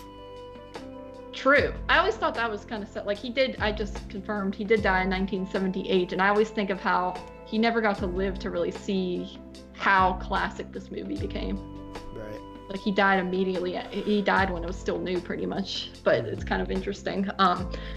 Yeah, I didn't care for this movie too. I probably want to go back and watch this one over and over again. Honestly, See, I wouldn't liked mind it. watching it, but I liked it more the time I watched it before this, and I used to watch this one as a kid actually on like Monster Vision and stuff.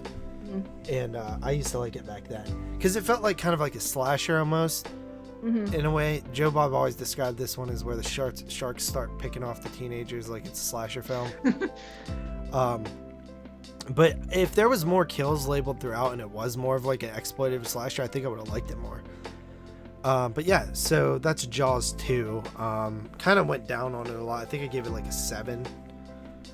Which it's still a well-made movie. It's just boring a little bit. You know, like it looks good, it sounds good, the acting's good. I mean, even the shark stuff is good. It's just a lot of downtime. yeah, the story's not even bad. It just doesn't feel like it needs to be that long of a film, I guess. Right. If this was 90 minutes, it would probably be so much better.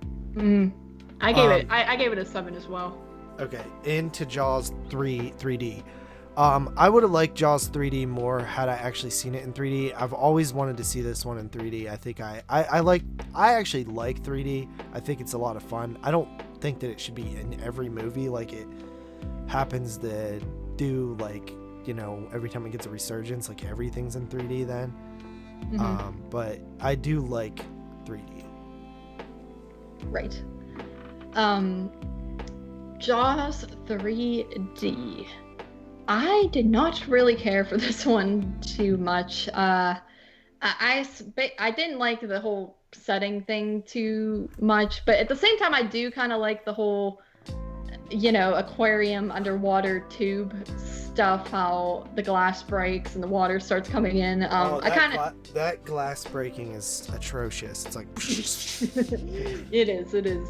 I like the concept though, but it's I don't really care for. I don't even think they, you know, it's supposed to be Mike Brody, the son, of course, of the Chief Brody from the first one, but I don't even think they really even talk about that. I think it's just like, okay, this is his son. That's why I always used to think this movie was a spin-off, not a spin-off, but one of those in-name only sequels where it didn't have continuity. I didn't realize that was supposed to be his son and then the other son's in it as well, because I don't think they ever mentioned like, yeah, my dad, he dealt with this stuff too. I think it's just literally him. Yeah, that's dumb. Yeah. Well, hell, he dealt with it. He was one of the kids at the end of Jaws 2. Yeah, yeah, I mean, and in Jaws 1 he gets attacked. This kid just keeps these kids are stupid. But I didn't like it too much. I mean, like that whole shark coming towards the glass and it's hilarious. It has some moments that are likable for sure. It's not the worst movie in the world. It's not even a bad movie, honestly. To me, it's just a generic shark movie, though.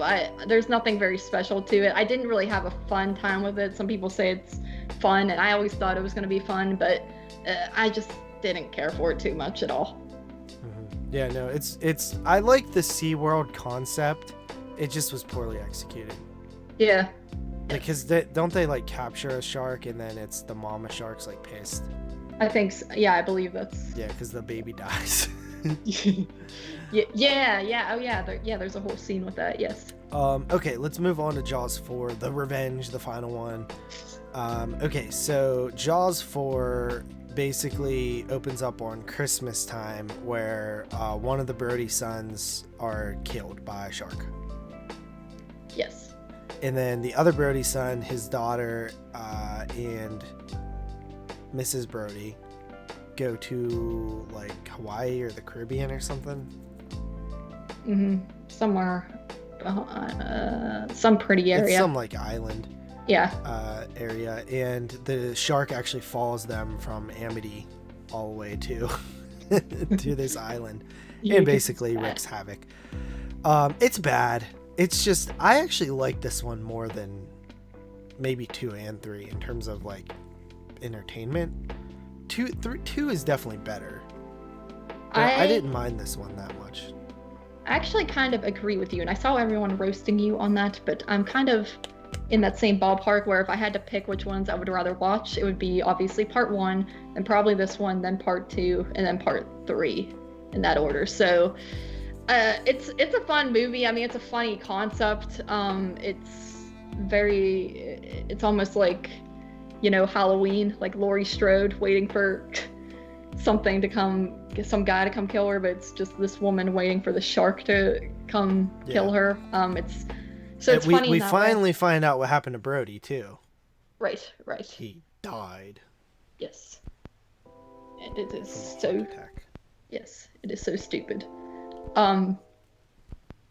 The performance isn't that great. The mom actually returns, and what is the shark fact with Brody? Shark fact. Shark fact. It is, he was asked to come back to reprise his role as Brody in Jaws 4, Roy Scheider, and he was quoted saying, "Satan himself could not get me to do Jaws 4." But really, they just wanted, and they wanted him to come back to be attacked at the beginning and die anyway. So, right. and then it's like, so all we got to do was put in these flashbacks from the first movie. Yeah, but I'll say this: there's in the original script, and I believe in the novelization, there's a whole element that goes supernatural with this. Basically, you find out that the reason that the sharks have been attacking the Brody family is because of like a voodoo curse. Just stay out of the water. Right, yeah. It's only an island if you look at it from the water. Yeah. So how did it end for you? Jaws 4. The ending of the movie? Yeah. How did Jaws 4 end? She goes out to the water and tries to kill Jaws, but I forget. Hold on, wait. Why are you asking that? Don't look it up. I can't remember the end. I know she goes out, she's mad because the shark attacks, I think, her granddaughter, and then I remember she gets on the boat and then she goes out to the water and then she's trying to kill the shark, but I forget what happened. Because there are two different endings to the movie. The DVD release there was one DVD release, which I actually own, that had the good ending, I guess, which is the shark explodes. Okay, yeah. The ending I saw, the shark explodes, and while it's exploding, there's this dramatic thing where it's got the flashback of Chief Brody, with the gun being like, "Come on, you," and then he shoots it, and then it shows the actual shark exploding, and then it shows a scene of the shark falling into the wire that looks like it was copy and pasted from the first movie. Yeah. I think that the shark, I think the other ending, it's stabbed to death or something with the boat or something. I can't remember. But okay, so you got the good ending then. Yeah, most of the DVDs had the bad ending for the longest time. Yeah. I was going to say one more thing. What was it? Oh, I was going to say, did you know that the stupid tagline this time is personal? There's a reason for it. Yeah, because the shark's after them. No, it's a joke because in Back to the Future 2, there's that poster of Jaws. It's supposed to be the sequel to Jaws or something, or Jaws whatever. 15. Yeah, Jaws 15, and it says on there, this time it's really personal. Oh. So that's why they just stole it from that as a joke on their joke, basically. But I mean, it makes sense to this movie. What year did Jaws 4 come out? 87. Yeah. I think somebody should make a fan film called Jaws 15. Yeah. I guarantee somebody probably has. Probably. All right, so let's get into our last one. This is The Reef 2010. All right. And it follows a group of Australian boaters, people on a boat, friends, and the boat hits a reef, a coral reef, and it rips the hull and it sinks and it goes upside down. Mm-hmm. And basically they are stuck on the boat in the water, and they know that there is an island called Turtle Island 10 miles to the north. They know which way north is from their watch, so they decide that they are going to try to swim the 10 miles for safety because they don't think that they will be saw or noticed before they die of dehydration. When they start swimming, eventually sharks show up. And I will say, like, first and foremost, I think this is the second best shark movie ever made. Yes. Do you agree?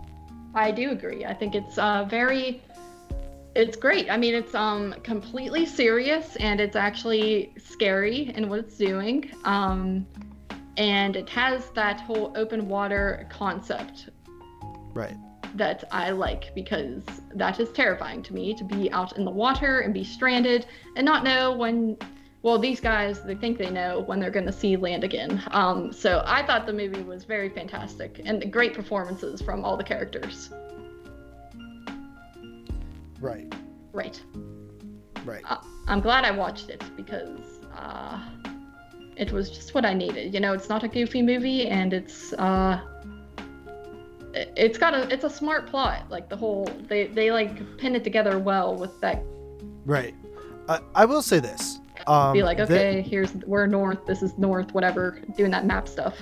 There's some moments in the film, like, they set up the shark situation like way ahead of time. Like, immediately the one dude's like, yeah, I know what's out in that ocean, I'm not going out there. Like, they set up the shark thing.